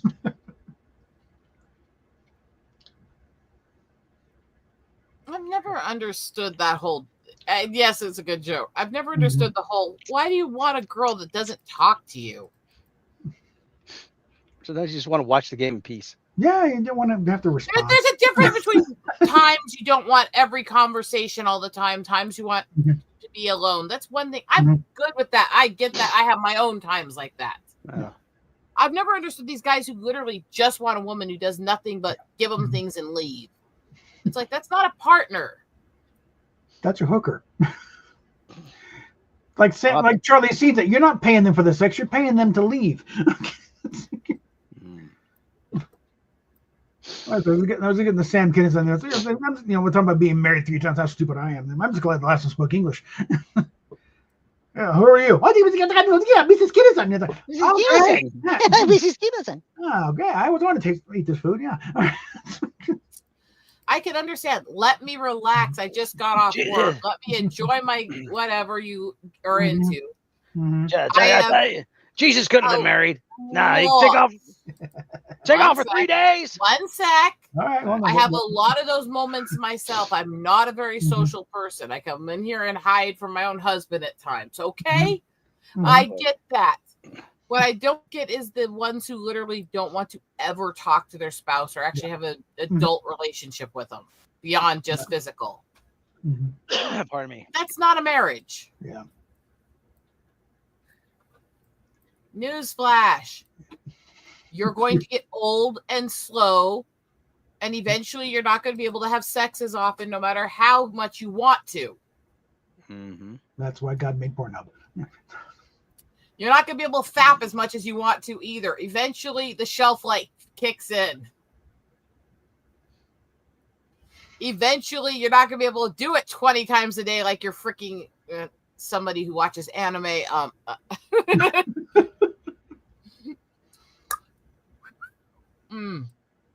you're going to have to find another hobby. I still got part of what works in my marriage is that we want to be with each other. Vocally, intellectually, and physically. Because they're all important. But occasionally? No, absolutely. There's times you want people to shut up, give you some sex, and leave you alone. Mm-hmm. I'm not disagreeing with that. No. I'm saying it's the extreme end of that that's the problem. I feel like that kind of something's lame in there. Yeah, it's like, no way. Just let you walk away with 12 guys for 3 days. And oh, I was dead. Yeah, sure. that works every time. Yeah. Then again, there's also the amount of less guys would have that feeling all the time of leave me alone if they didn't stick their dicks in crazy and have women that would nag them constantly. Rob, I'm looking at you. I mean. Oh, I know you're talking about me. By the way, she's streaming on Twitch right now. I'm not sure what you're doing. Oh, okay, good. Let me take another look here. Oh, brother. I'm really checking to see someone else because she's say it with love, because one thing I can say is when it comes to relationships, I am a voice of solid advice. Mm-hmm. Okay, she's off now, but yes, sometimes you want your loved one to shut the fuck up. I've got times my husband comes in here and I look at him and go, I really just want to be alone. He goes, okay, and leaves the room. Mm-hmm. That's love. When you learn, when somebody says, leave me the fuck alone, you leave them the fuck alone. Now. Yeah. I know. But, hey, I'm gonna go watch the game. Oh, you're going to cheat on me. I'm like, no, I'm going to watch the game. No, I'm going to go watch the game. But why do you need to leave the house? Because you asked me, why are you watching the game, and I don't want to have to answer that question anymore. I have told my husband that I want him to have friends and go out if he wants to. Mm-hmm. I've never discouraged it the times he does. He doesn't do it much. He seems to prefer to be in the house around me, but I'm open to that. I want him to have friends. I want him to go out. My best friends are guys. He gets along with them. He's fine with it. He's not worried about me. We spend months apart sometimes because he has to work here. I have to help my family. I have to take care of things. And the fact that I'm a partial resident in my home state. Mm-hmm. We talk constantly. We video chat at night, all this stuff, but neither of us is worried about what the other one's doing. Mm-hmm. There you go. There's no mistrust there because we know each other. Mm-hmm. And the thing is, I know that can be dangerous for some people because you can think you know somebody and they can surprise you. Oh, God. Mm-hmm. But there are good relationships out there also. Oh, God. Not to change the subject, I just found a Facebook group. My cat is an asshole. Guess how many total members? 280,000. Oh, boy. They kicked me out. Apparently, my cat stories were too vulgar and rude. No, your cats are not assholes. Your cats are fucking psychotic. Where are the kitties, by the way? 2 of them made an appearance earlier. I think they left the room to chase my husband and food. One sec, I'll see if I can find them. You don't find them on my account, but just Well, I like them in here with me anyways. okay. Make sure that they're doing something. Pardon me. I had mustard before. My nose is running. I think I might be allergic to mustard. Just enough to cause me just to cause me some like.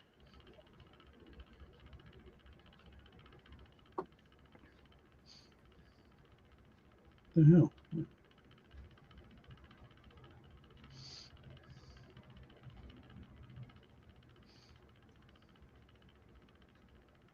Yeah, personally, I just don't like it. So yes, I put ketchup on the hot dog. Okay. So did you see the latest episode of Strange New Turds? God no. Okay, I felt particularly masochistic. I hear enough about this shit. Oh, Trelane. Yeah. Yeah. Yeah, but tacky on post, but I think we've finally crossed the Rubicon. Is now incontrovertibly determined. This is an alternate timeline. I'm There your is boy. no fucking way they can be Hey, reconciled. kitty. The same thing. All I know is I keep saying, how could you serve with someone who is a descendant of Khan Noonien Singh and not remember her? Exactly. Spock, how could you not remember her? See, Mm-hmm. it wasn't Uh, hard at all. All three And cats. there- there's the other one. They're all three in here. Okay. I don't seem to recall such a person existing, Captain. How can you not remember her? You mind melded with her. She had a great set of tits, black hair, that dress she wore in that fantasy. Dog was licking her tits. How can you not remember her? For that matter, Kirk was saying, "Oh, I met when he got promoted to fleet captain, and the 15 other times he keeps showing up on the damn ship." Look at this boy. Does he love being held? Yeah. He does. Good boy. Who's a good boy? Mm-hmm. Just sort of flopping there. Yep. My arm. Oh, crying out loud. Yeah. Yeah. Baby girl, why do you always have to wash in the camera? They do the worst things and at the worst times. Mm-hmm. Knock it off. He's like, but. So I've been trying to find something different Mm-hmm. than OBS to stream like games with. Oh, okay. Yeah, I found something called Meld Studio, which seems pretty good. I'm still looking for something because I just got so fed up with how poorly OBS works. Yeah. I still haven't figured out how to stream with OBS anyway. There's a way that I'm sure. I tried a few times and I hated it, so then I moved on. Yeah. It just seems like this is the standard for streaming. I'm like, it can't be. Yeah. Come on, Panther. I'm going to Lately, set you down. this thing here seems to be the standard. You stream. I've seen a lot of people using stream. Yeah. I love you, boy. Just the price seems is Yeah, outrageous. it's a little much. Like I did one of those threatened to quit thing, then knock it out at 26 something now. But, they're always like, oh yeah, we have a special offer. there's Henri.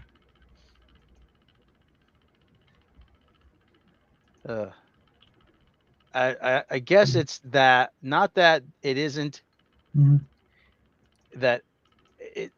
I keep saying OBS has the interface from 2007, the features of 1998, and the reliability of 1994.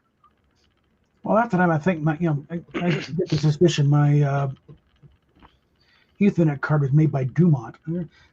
You see the look she gave you guys? She just stared at the screen like, why are these people here? Like fire it up in the morning, then I gotta wait like half an hour for it to warm up.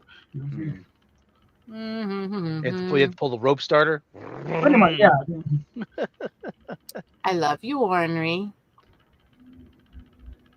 I don't think anybody's here. No, remember TV where you turn it on and it's like this little dot in the middle of the screen for a long time. Oh yeah. Eventually, And then eventually the screen. Eventually, you get something resembling a picture. In October, this girl here will be 10 years old. Oh, kitty. I actually do know her birthday because my brother was the one who rescued the pregnant stray that was her mother. Aww. And she was born on October 15th, 2015. That's why it's my birthday. And I get Cheetos and foodies, and I get to chase stuff. And in other words, every other day of your life. That's right. I get to sweep. I play with Panther. Play with Panther. You mean either bully him or get humped by him. That's right. No. On my turn, what? Trying to think. Let's see. John, I think. I get bacon and human food. He was not quite a year old when we got him. Oh God. Which was around 2001 or so.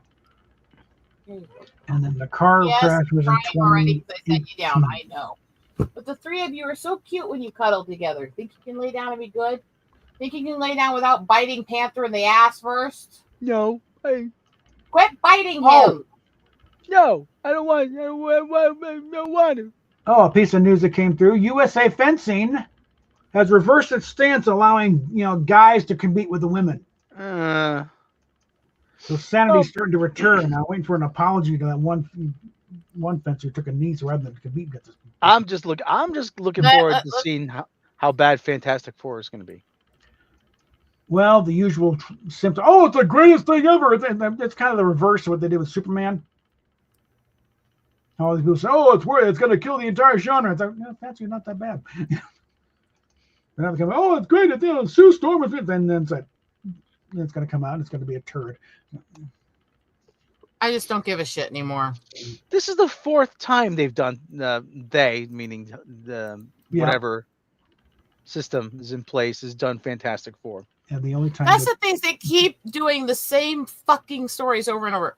They don't even try to continue it or do a different part of the comic series or stuff. No, they keep doing the origin movie and like 2 or 3 stories after it over and fucking over on all of these guys and then restarting again. Yeah. Can we just say we've fucking done that and make something different? There's hundreds and thousands of these comics to pick from. We don't need to make the same few comics every fucking time. At least this version of Superman, they got past the whole Krypton spaceship boom thing. We just made Jor-El and Laura freaking fascists. Oh, go there and breed everyone and take it over. What? Yeah, I mean. Of all the movies of the Fantastic Four that have been made, the only one that came close was the Roger Corman one. What's that tell you? And I remember a friend of mine said, "Oh yeah, I saw this trailer for the movie they're making for Fantastic Four movie they're making. It looks actually pretty good." Mm-hmm. Then I waited and it never was released. Yeah, they pulled the plug. And the thing is, they didn't tell people I'm making it. It's like, oh, we're getting into what? What do you mean it's not coming out? we bust our ass making this movie. They can't release a good movie that would set a precedent they can't live with. I was been telling the people who only Roger Corman ever seen. Oh yeah, we're totally gonna get the Norrin Rad Silver Surfer. I'm like, they're gonna do the same story twice. Yeah, within 5 years. I disagree to a degree. They don't necessarily need to do a whole long running everything.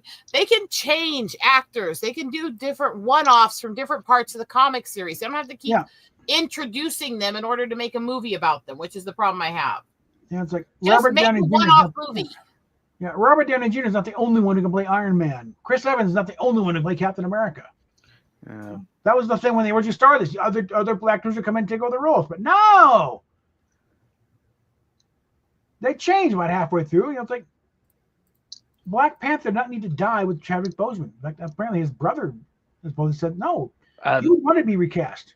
Apparently, that's what Kevin Feige's saying now. They're going to recast Iron Man. They're going to recast Captain America. They're going to recast Black Panther. Kind of late to the party. Yeah. I think the general public has gotten to the point where Black Panther. Yes. Yeah. The general public movie-going public has gotten to the point where they're not crazy about the idea of recasting, and they can't distinguish the actor from the role. That's the danger of having the same actor play the part more than once or twice. Yeah. I honestly think if you're going to try to do the superhero things, you need a different actor almost every time because you need to fucking disconnect the actor from the role so we don't have to restart every fucking time we have a new actor. Well, treat it like Bond. Yeah. Do you remember soap operas? Tonight, the part of Roger Bauer will be played by. Yeah. Yeah. I never watched soap operas. I thought. Well, my mom used to watch a lot of soap operas. Yeah. So. Mm-hmm. My mom didn't like them either. So. Yes. When I was with Mom, I was watching things like Women Who Kill, Unsolved Mysteries, sci-fi, stuff like that. So. Yeah. Due to illness, the part of Erica King will be played by Phyllis Diller. Yeah. Yeah. My mom was a big soap opera. Yeah, different time. Yeah. She got married in the 50s, and she was home with the kids a lot, and so. And when she was growing up, soap operas were on radio. Mm-hmm. The Guiding Light, presented by Procter & Gamble. That whole era when soap operas were really becoming a thing in the 50s and 60s. that was the era Granny was raising her kids. She hated them. Mom hated them from childhood. She's never liked them. I don't know. I just was not raised in a family that thought soap operas were worthwhile. They thought they were trash. Well, in the 60s and 70s, it's like most of daytime TV was soap operas for a long time. You know? At their height, some game shows, but it's like, God. Yeah. At their height in the 70s, there were 19 different soap operas on the air. Yeah. I think just CBS. Makes me like teeth are cutting a bit of a lisp. I mean, my family had always hated the them. Secret. You have Guiding Light, As the World Turns, The Secret Storm, Edge of Tomorrow, Young and the Restless came in the mid '70s, Bold and the Beautiful a little while later, and these were. And when you think about the fact that they had this many soap operas going, and there were only network channels, you know. Well, but the thing is, though, a lot of writers got their start on soap operas. Yeah. Yeah, I'm not putting down people who've acted in them or written on them, because obviously you take the parts you can get. I don't put people down for doing corny ass horror movies, and I don't think those are worth shit either. Yeah. Because you take the parts you can get in order to get the parts you really want to do. Yeah. That's just part of acting. Stepping stone. Yeah.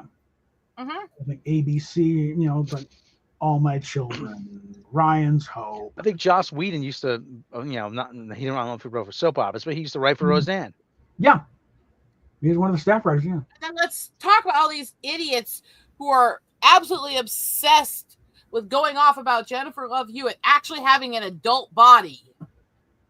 Yeah. Oh, what happened? Yeah, she's in her 40s. She's had 3 kids. Fuck you. And she's fucking hot. Yeah.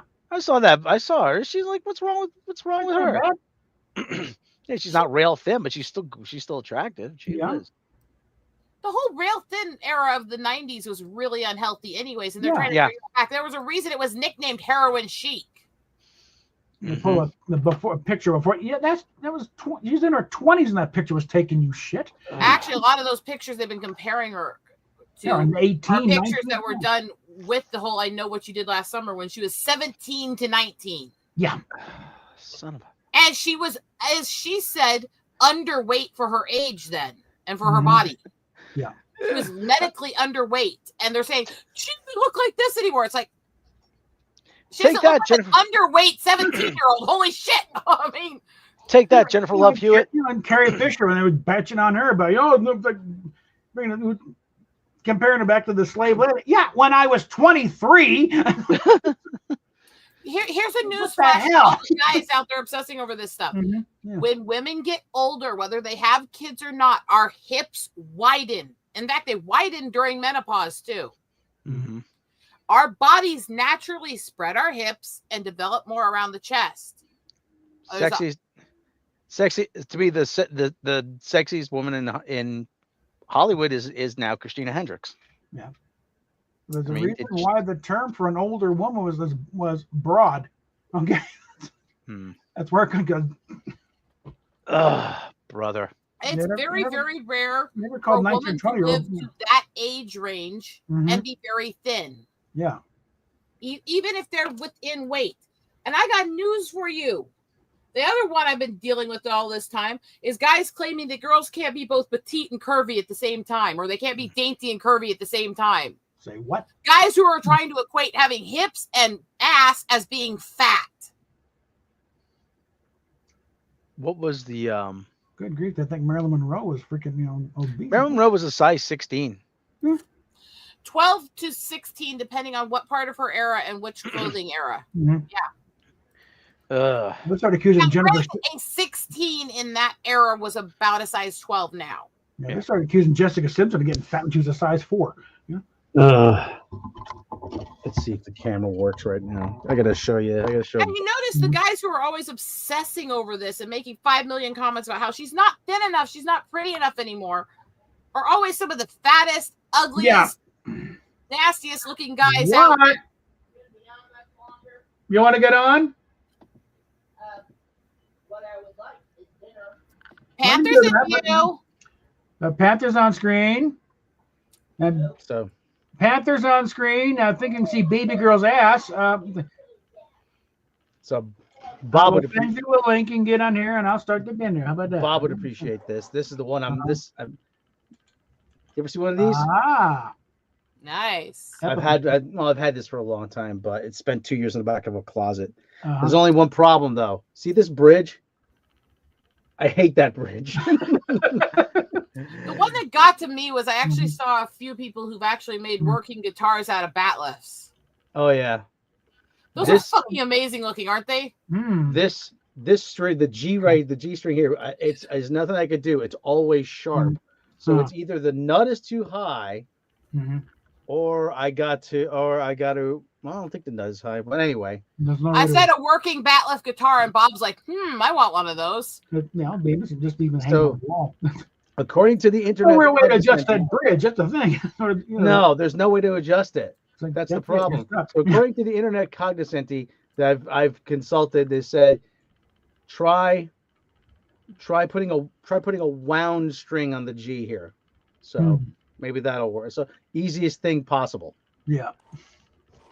So it's always there's no way to get it perfect, but it's always a few hertz or cents sharp. Yeah. But it's enough to notice. Yeah. I repeat that this whole thing with bashing on Hewitt because she doesn't look like a rail thin teenager anymore is so pathetic in so many ways. And I'm sorry, she's still hot. Oh my God, she's an adult now. Oh yeah. You'll have to put your little pedo, affections away for a while. So, would you not say that phrase? I'm trying to stay monetized. I'm gonna start the Actually, there's more of a problem with her hair than anything. Yeah, I don't like the blonde on her. Yeah, the blonde's not very becoming, but the way it's probably. I probably would have if someone. I don't know who she's got because they always have consultants and like people like. So what do you think of this dress? I'm like, maybe a little something different. It's not a great dress. It's very kind of bland. I'm not exactly. She looks fine in it. Yeah, I'm not exactly a fashion play, but I would have said maybe throw like a little jacket over it. Yeah, or something. But again, saying the outfit could have been better or stuff. That's fair. Yeah, that's the people fair. go, oh dear God, she's not rail thin anymore. It's like, oh dear God, why do you cares? Right? Jesus Christ. We give people enough shit for the way they look. I know we really need to just stop. I'm sorry. I actually side quite often with the body positive movement because there's things people do to people because they don't like how they the only person I'll make fun of for the way they look is Sarah Jessica Parker. Horse mouth. Why would anyone spend doing that because look at the crap her husband put her through. Why would anyone spend 2 chapters making fun of Sarah Jessica Parker and the way she looks? Because she's fucking ugly. That's why. It's South Park. Oh, Miss Jessica Parker.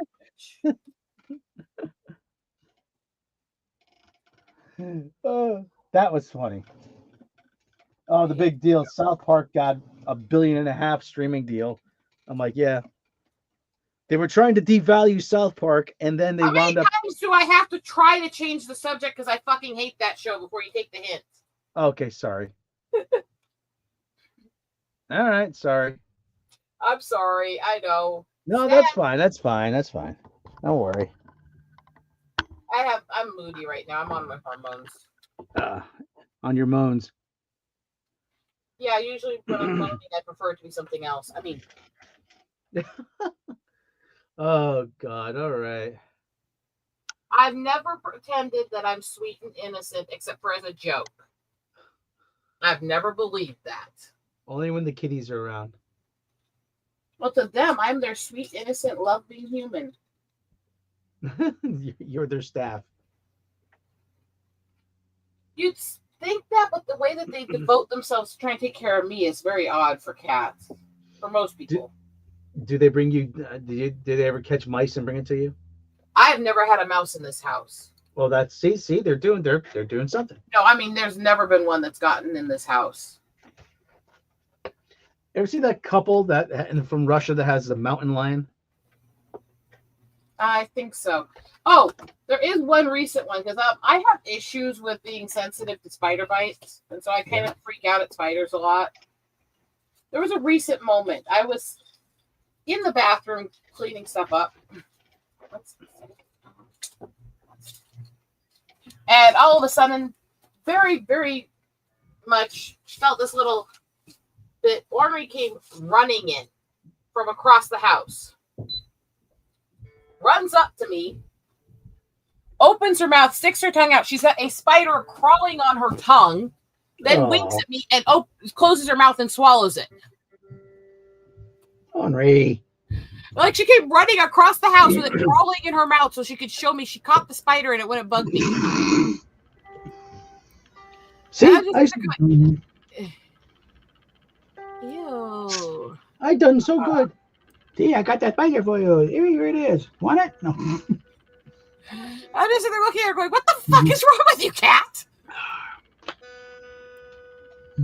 And she kept focusing on me until I'd tell her that was a good girl. You got the spider. And then she started purring. I done good.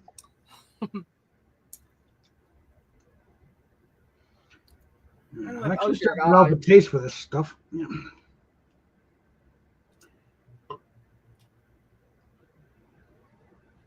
Iron Brew.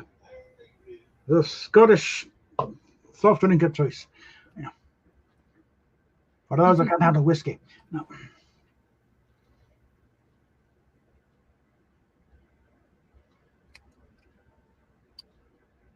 And a reminder to give us a Sinead. Don't let your domineering, controlling boyfriend, dictate who you can and cannot be friends with. Okay? That was one of these. There's one of the issues I had with Stranger Worlds was Scotty ordered a Guinness. I'm like, What? no, wait, he's Scottish, not Irish. Fucking morons! Oh, I guess I'll have a Guinness. No, Jimmy Doohan was Irish. Scotty was Scottish. Oh, God. Actually, honey, he I wish says Canadian. that he was conceived in Ireland but born in Canada. Yeah. Yes, I heard this from the horse's mouth. And the hell of it is, it's like, the actor they have playing Scotty is actually Scottish.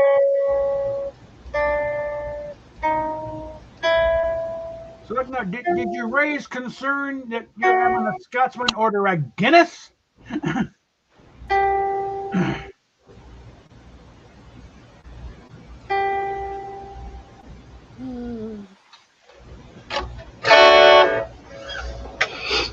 I mean, even Sean Ferrick on Trick Culture, that a reaction thing, and they only seen those Irish, like,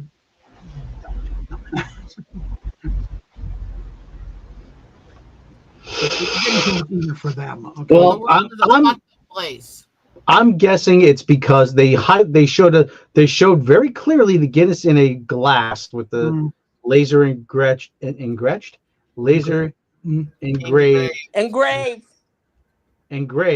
I invented the word engraved. Laser engraved Starfleet Delta on it. I'm like, well, obviously they're going to start selling this glass now. Oh yeah, it's gonna be in the starter shop by the end of the week. And Gretch. That's what we do when we see certain people naked. I was gonna make a reference to the guitar, but okay. And Gretched. Yeah. So. When you convert a guitar into a Gretsch. Yeah. Anyhow. Like if I were to take that Squire Strat over there and just replace it with all Fender parts, it's now a proper Fender Strat. There was Fred Gretsch. The Gretsch building is the original Gretsch factory is apartments now. Yeah. I'm like, there's just something kind of wrong about that. I think there's still a corner of Ebbets Field that's part of an apartment building. They preserved one corner. Well, there's a placard there too. Yeah. I mean, so on this site stood Ebbets Field. Yeah. Oh, you ever seen the dimensions of Ebbets Field? Yeah, it was weird. It was a weird ballpark. Okay.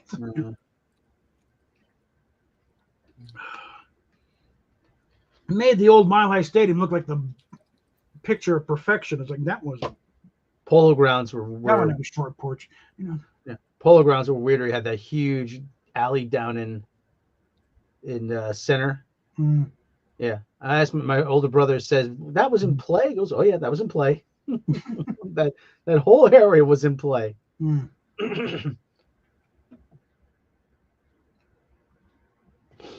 No, one thing when I tried to start a campaign to have them change the name from the Colorado Rockies to the Denver Bears, they should have done it originally.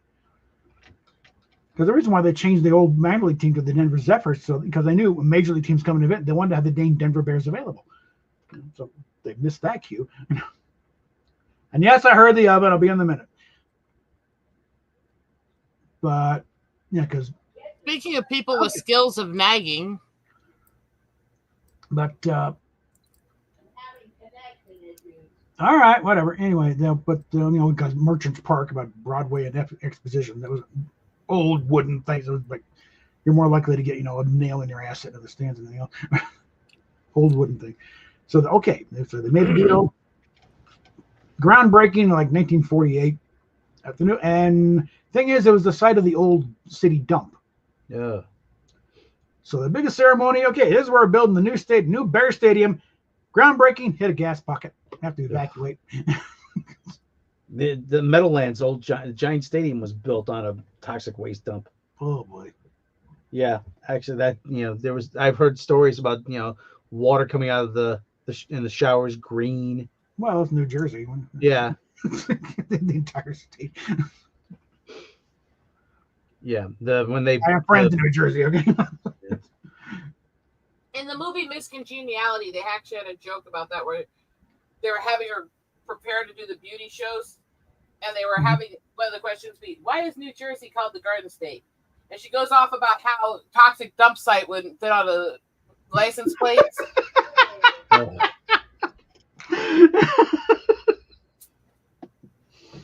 Okay, I gotta throw food in the oven. Hold on. Actually, I'm gonna put that down because of feedback.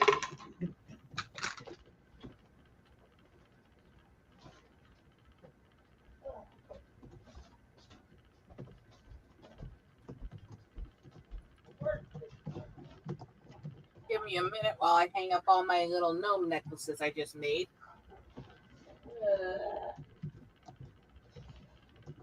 Don't groan at me, woman.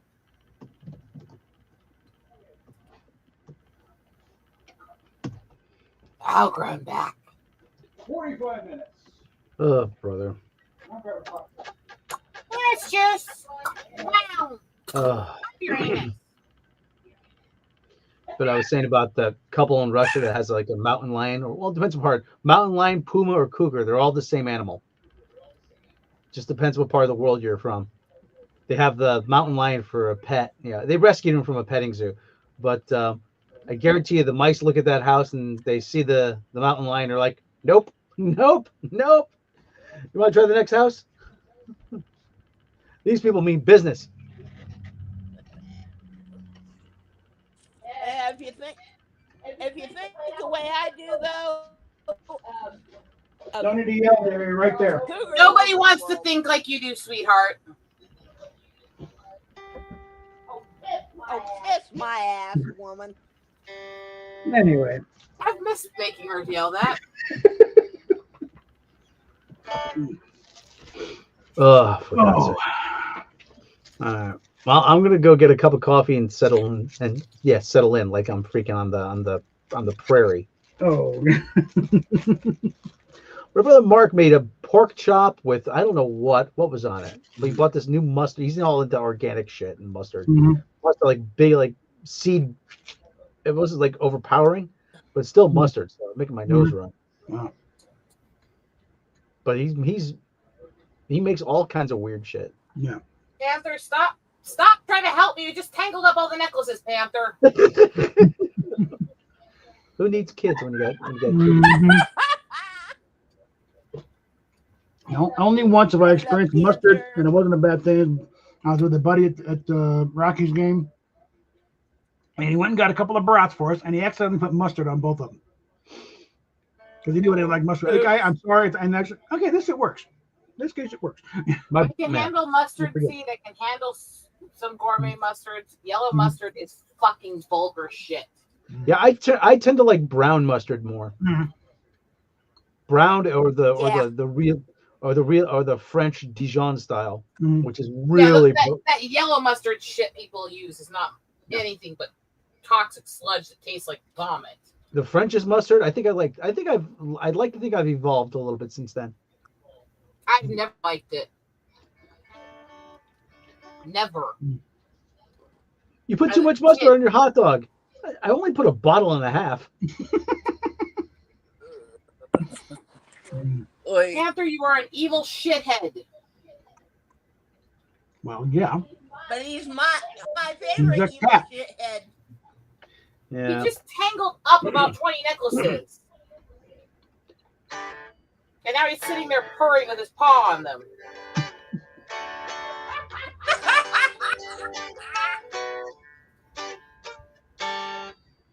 Stop cackling, Steffi, if you don't want to have stereotypes of being the wicked old witch.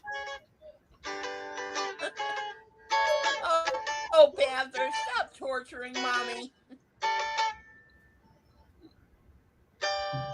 Almost He's like, got not a chance in hell. wine there.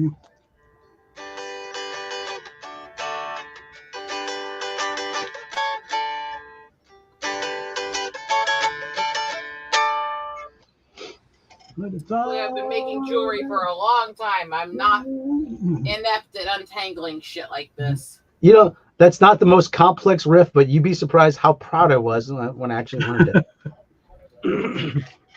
I can tell you what I was proud of learning how to do. Oh wait, but this is not enough. This is a family show. No, it's Well, not. not really, but it is daytime, so sort of. Early evening. The only time this has ever been a family show is when I brought my mom on, and it was worse then. And even then, yeah.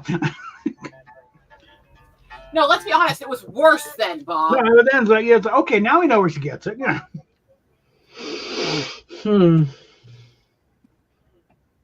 This explains everything. That's what you kept saying in chat while you watched me and her go off. Mm-hmm. You just sit there going, wow. Yep. All has become clear.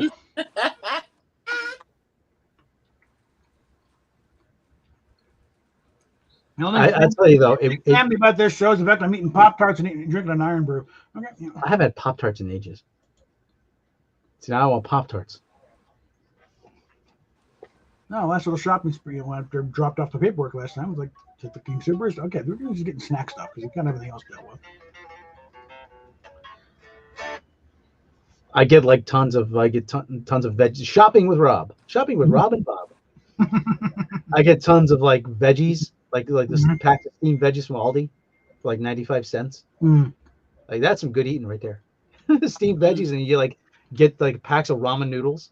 Mm. So you just toss the flavoring out, and you just use it, and you just add whatever you want. Like you could add like chicken, or you could add whatever, just like the veggies, or you could add, just sauce. Actually, Ta-da! See all the new necklaces? There we go. I have a whole book of recipes. I have a whole book of recipes of what you can do with ramen noodles without the flavor pack. All the salt is in the flavoring. Yeah, the flavoring is the worst thing for you. Well, it's salt, it's MSG. It's again, what I find funny is the people who always say low sodium, don't eat so much salt.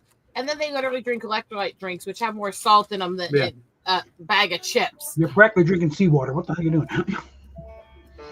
It's like, look, salt isn't bad for you. It's the processing of salt and certain things. And yes, some people have salt issues and can't have as much. Some people actually are sodium deficient and need more. I also point you to the, in the man trap. No salt, you die. Exactly. The salt monster. I loved it when he was bashing it. He goes, "It's not Nancy. If it was Nancy, could I do this? Whack, whack, whack, whack." The only time I've applauded domestic abuse. Is that Nancy, Doctor? Steffi. Spock was a great character. That day. I'm going to drive you crazy. Spock. If we are to maintain the balance of power, we must see that neither side has a clear tactical advantage. Oh boy. I remember somebody pointed out, at one point they said Bill Shatner the best on-screen, scream since Fay Ray. I can only show you some of these because there's a lot of them. I'm going to show you something though.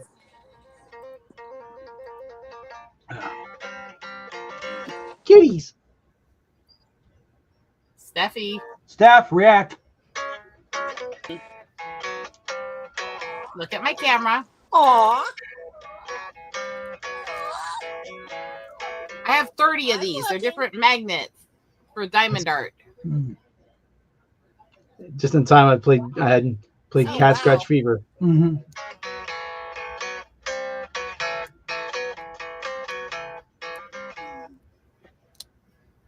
Steffi,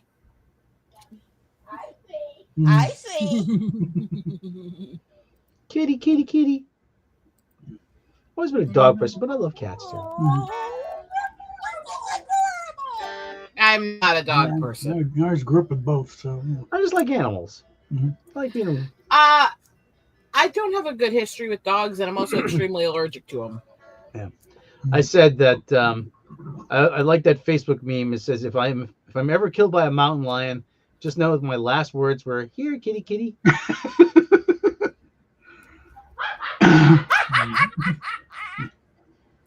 No, my life's goal has been to die with a very classic line. Death by snoo snoo. That's by Snoo Snoo. Mm. In the words of Groucho Marx, I plan to live forever, or at least die trying. Yeah.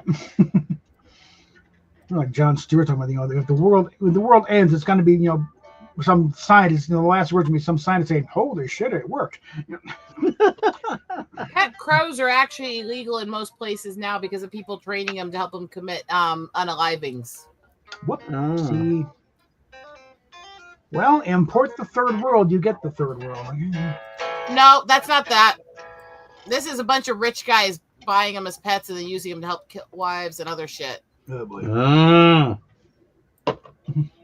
The All this Ew. money grubbing shit. Mm. Because they're very intelligent and being trained to do very specific, in-depth, detailed tasks. like you can't just the goldfish was too not good enough for you. What's wrong with you people? Oh God. Crows. Now, Doug Drexler's had a thing with his crow showing up at his place frequently, just sort of adopting him.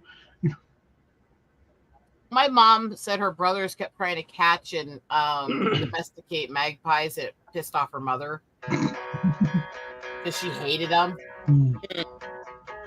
Yeah, Fizz, don't say shit like that publicly. That's not a good idea.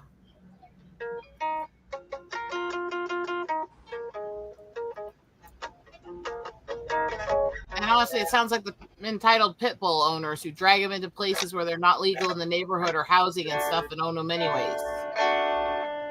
And then get shocked when they attack somebody because they're not in a place that's designed for them to be able to survive and function. And they didn't have a properly trained pit bull. It's not all properly trained. They are more likely to turn on you, even if they are, than other dog breeds. That doesn't mean they can't be good, but they have a higher rate of aggression.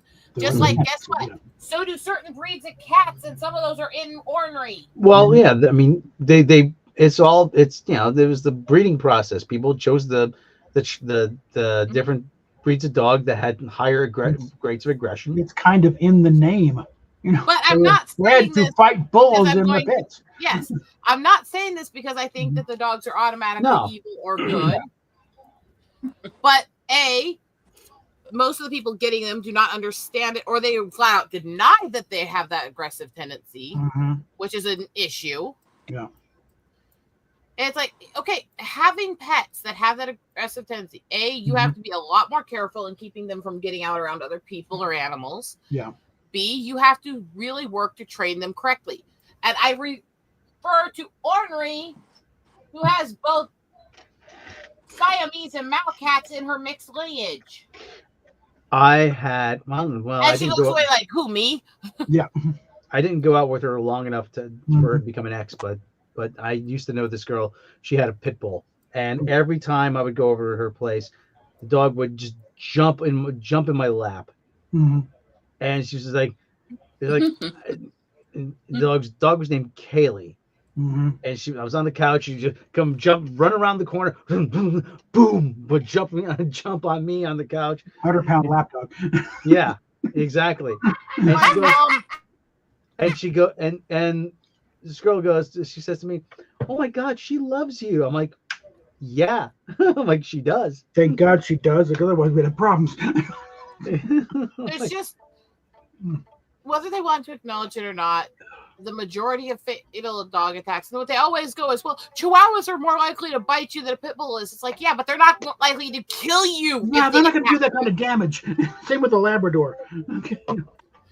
Pit bulls bite more, but they don't have sharp most teeth. aggressive dog, and that doesn't mean that they're necessarily evil or bad. It just means that there's a genetic science that they're more aggressive.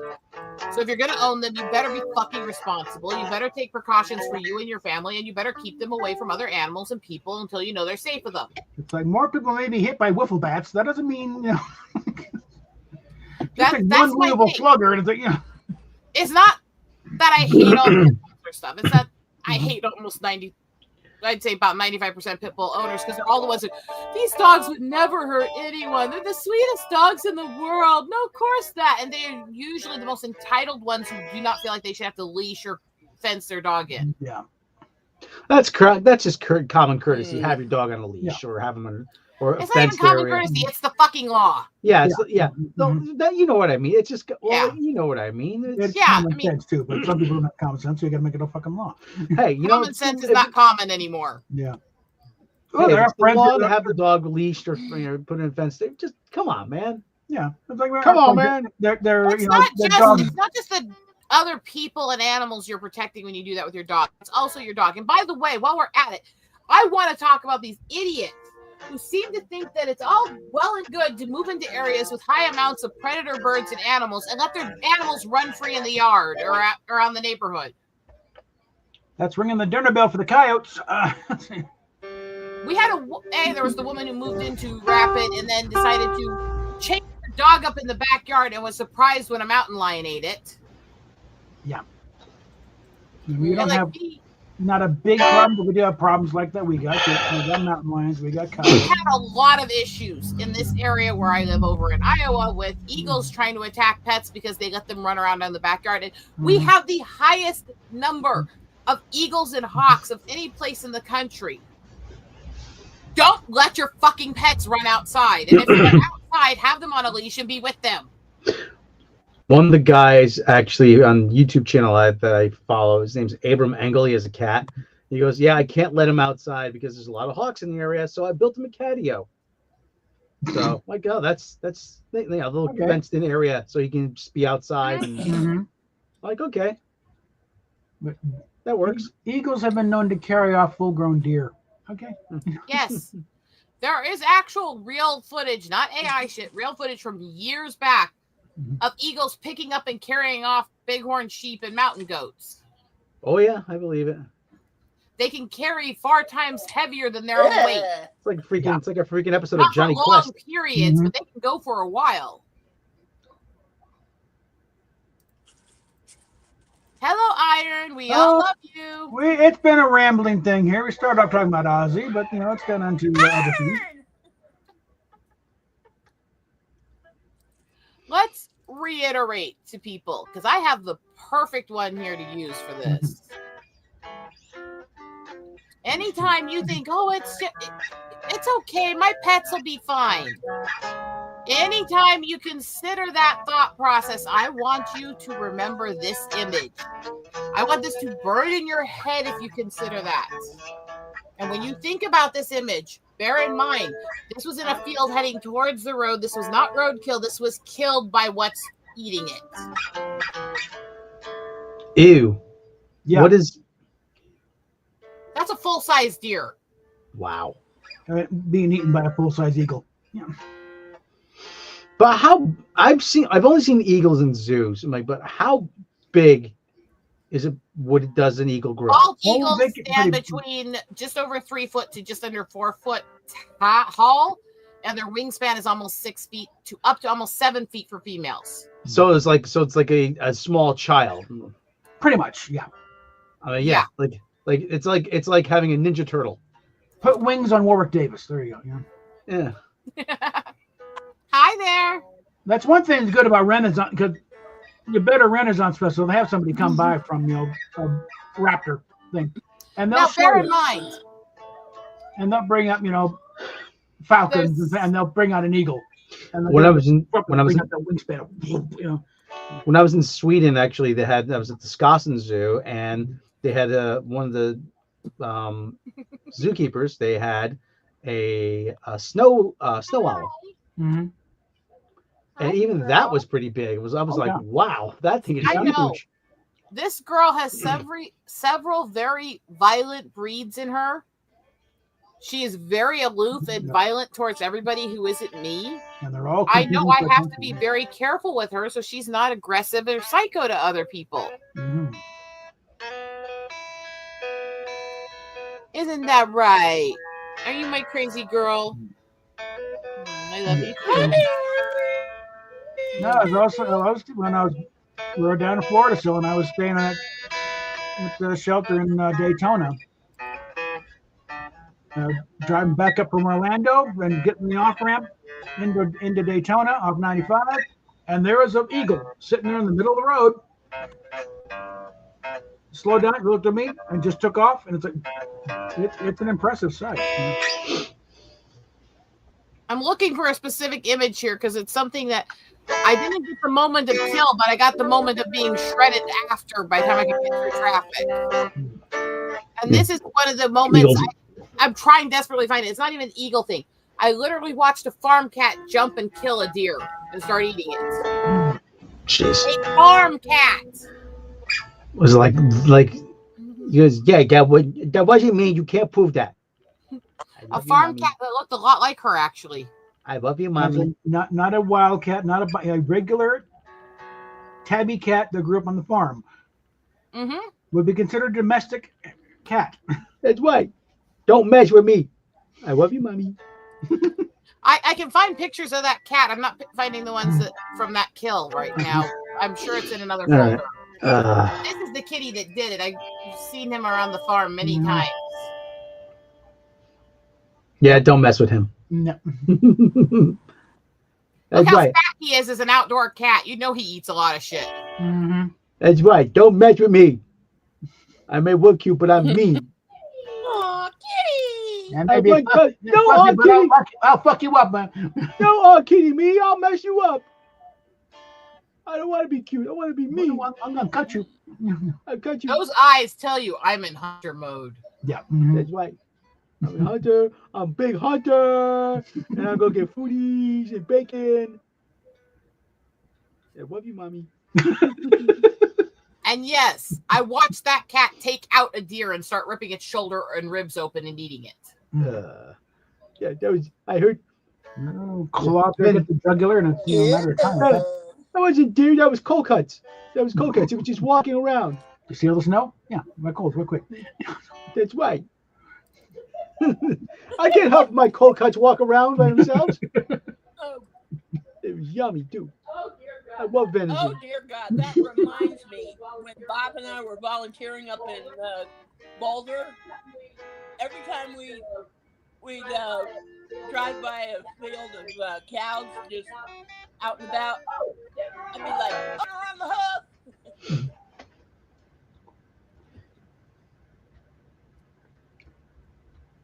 I remember a buddy of mine in college talking about, driving around through, Oklahoma or something, but going by, feeling some cows, and there's with his sister. And she goes, "Oh, look at the cow." And he just kind of shoved, "Oh, there's just such bovine creatures." And she's like, "Oh, they're not quite knowing what's bovine means, cow-like," and she starts swatting them. One thing people tend to forget: kitty cats have a very vicious hunter side. Oh yeah. Well, if cats were the size of dogs, they'd eat us. Cats are not really domesticated. They put up No, with they're us not. for their own enlightened self-interest. And then just to get on Oh. Stephanie's awe side, there's the little orange tabby kitten I found in the field. Oh, Aw. That I took pictures of before I helped get him to the no-kill shelter to find him a home. yeah, because Oh, that's awesome. that He's cat a is, sweetie, and you can see he'd been in fights. and he would not last long because he's going to stick out like a sore thumb for any, oh, look down there. There's an animal that looks tasty. Swoop in. Oh, yeah. But I've helped rescue kitties. I've helped do other stuff like that. Yeah. He got to me because you could see his nose had been injured in a fight. Mm. But they actually found him a home. He is a happy boy. That's good. You know how the orange tabby markings are they're distinctive to the males of that species, and the females usually have different coloration. Okay. And they said it's basically if you see a female with those markings, it's this anomaly that occurs, and it's like 1 in about 100,000 orange tabbies will be female and look like that. Hmm. My brother's wife has one of the ones that's female that has those markings. Ah. She rescued it. Hmm.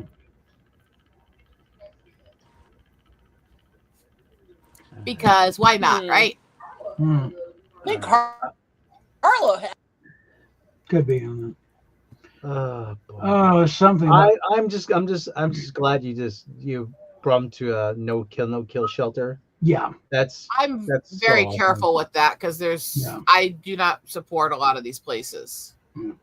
I hate the fact that I understand that space is limited, but you don't have to do that. No. And that's just we have actually several no kills in this area, and I actually got Panther and Baby Girl from a no kill close to where Mom lives. Now, see, there's some photographs of world's largest Maine Coon cat. And this thing is like the cat's the size of a medium-sized lion. Okay? Big, huge, white, and just very big. But the head's as big as a human head, at least. It's like this cat. If he ever turns on you, it's like you're dead. Okay. I want to make sure pristine white fur would be understand bloodstained. just how much you don't let your pets out in this area. So I'm going to pull up a few pictures here a minute. Pictures of being in Iowa here with the eagles. I gotta take a leak. I'll be right back. It's okay. It's going to take me a couple minutes to find these. I've got a lot of eagle pictures. I figured the one thing going along with getting a Maine Coon in this place would be more difficult to get lost in here because we get a rare sized cat and we won't see him for months. There's a part of me that's always wanted a Maine Coon. Mm.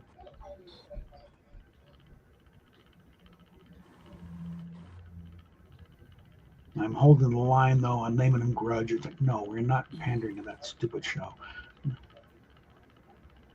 Don't even know what you're talking about. It's a thing in Oh, Discovery. come on. One of the characters had a big old cat named Grudge, and they go, oh, because he's holding the grudge. It's like, please, not even a good joke,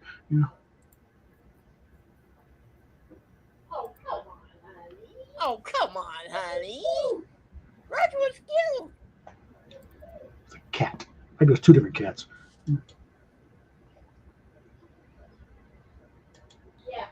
Yeah. Oh, DJs.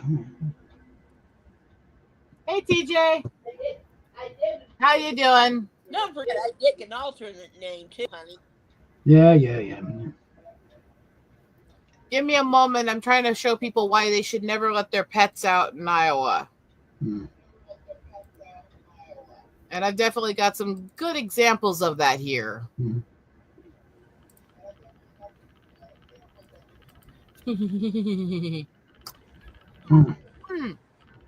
I do find it kind of a double entendre to have ticks right across the tits. It almost make you think of that.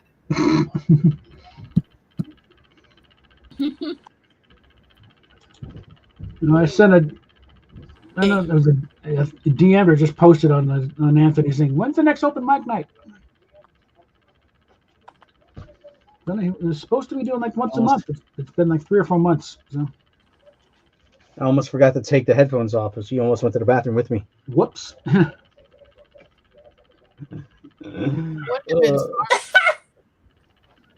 Oh, for fuck's sake! The kind of thing why I don't do cordless because because I would do that. Yeah, I imagine. I have cordless, but I am not fucking putting a mic through it. Yeah. Feel like Oh dear.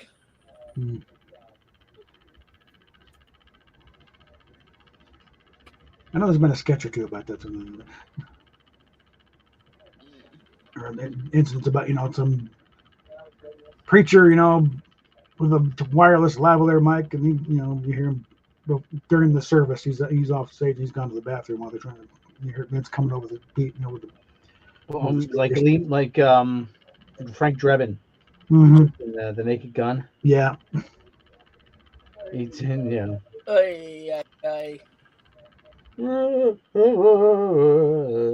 Whoops. Okay. There's a karaoke track with Dave Edmunds' version of Queen of Hearts. Oy.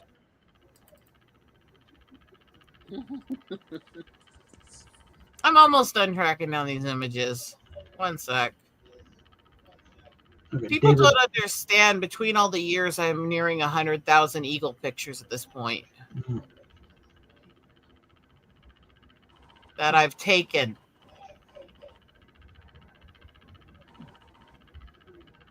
There's a dedicated job here. I don't think you're in the smart cat breeding program. I don't think you're in the need to do it. They do that automatically. Point where they're wandering the streets and neutering these cats. Okay, stop the breeding. Well, we got there's a karaoke track for David Soul. Don't give up on us. Also, I'm searching through photos. I'm not going to be paying attention to the chat for a little bit here while I do that. Temptations. Papa was a Rolling Stone with backing vocal. Let's see.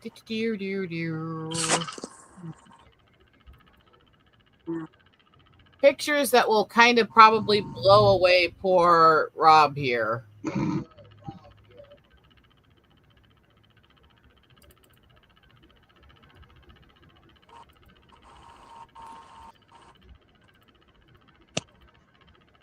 These are just a few examples I'll put up here for a minute.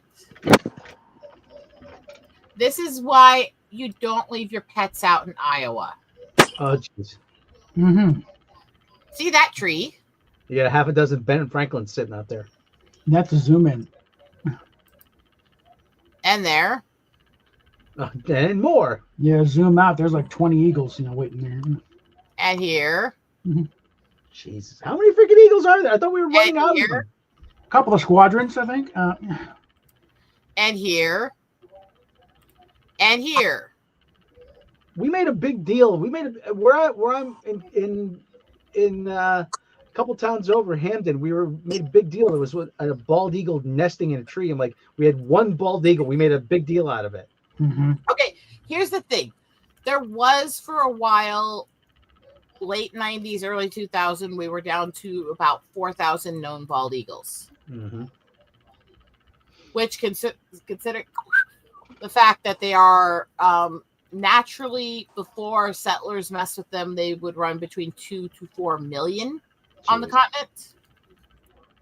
That's a major hit. Yeah. And when I started doing all this photography, they were saying there was known to be between 20 to 30,000. Still pissant. Mm. Official count of all the nests and all the stuff being tracked, which I'm a big part of, as of this year, says that there's about 300,000. They are booming quickly right now. Well, and part of that is that they have developed an immunity to lead poisoning from crops.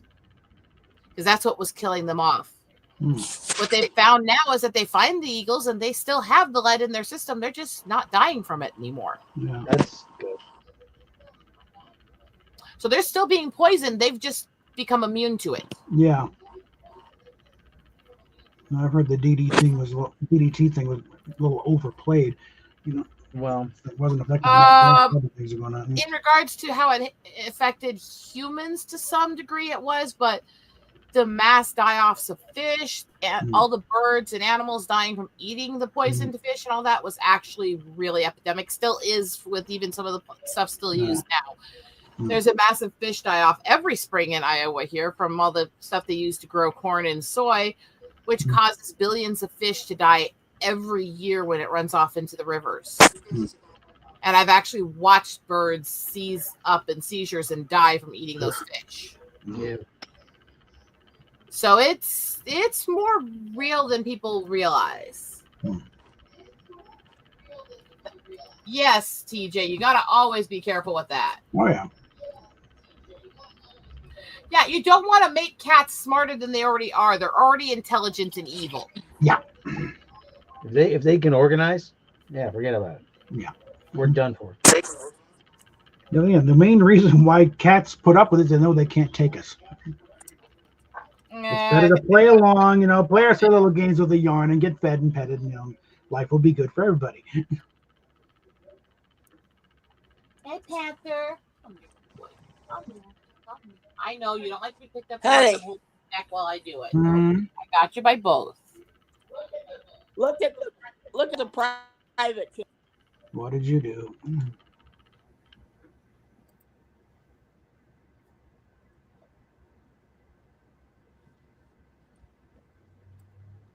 Oh, dear God. Shall I? Could probably use a little tweaking, but yeah.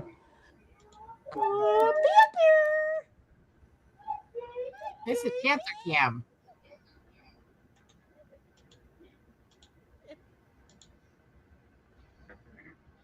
At least he's not grabbing on your boobs. Yeah. Yes, he is with the other paw.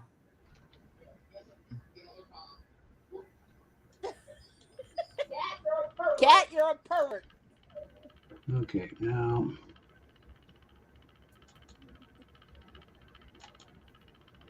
He's like my human. I love you, Panther.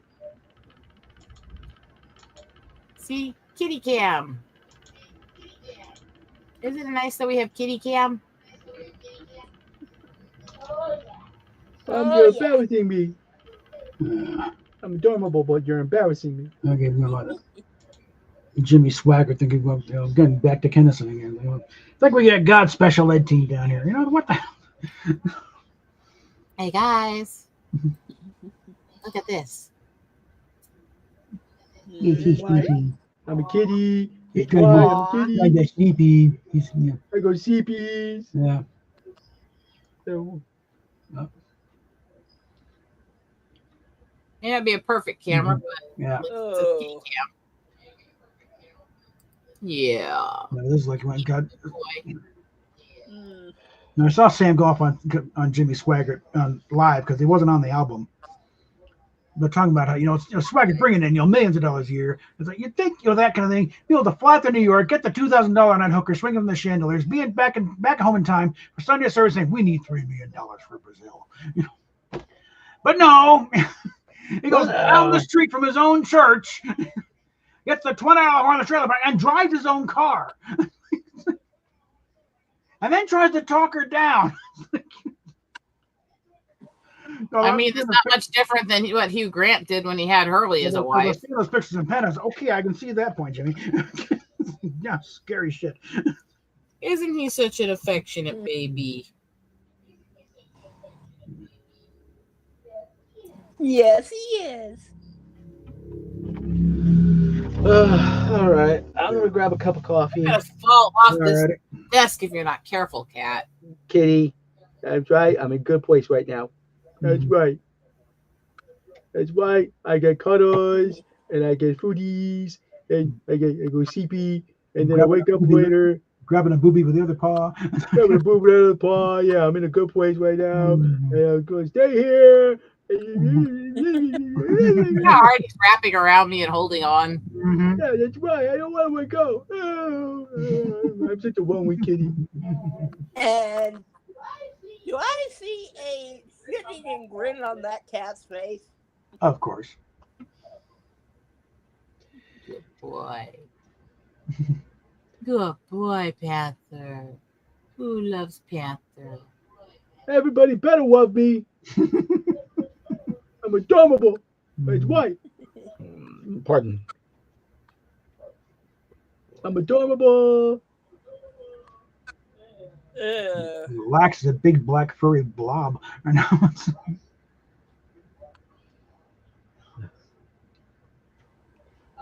Oh, I still remember that one time when Rosetta had the room rearranged differently and sitting in the back. She didn't have very many lights on. All I saw was this pair of green.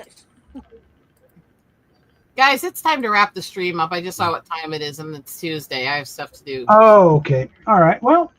So let's end the stream on cute Panther here. All right. As he sort of glitters at the screen. I will probably fire up Fortnite thing later. I've been playing Destroy All Humans Bye on the screen, which So I've never played. It is a lot of fun. Yeah. Apparently, finally getting the Fantastic Four in Fortnite eventually. They're doing a cup thing. All right, wrap it up while we have the perfect Panther moment. Okay, and we'll talk at you.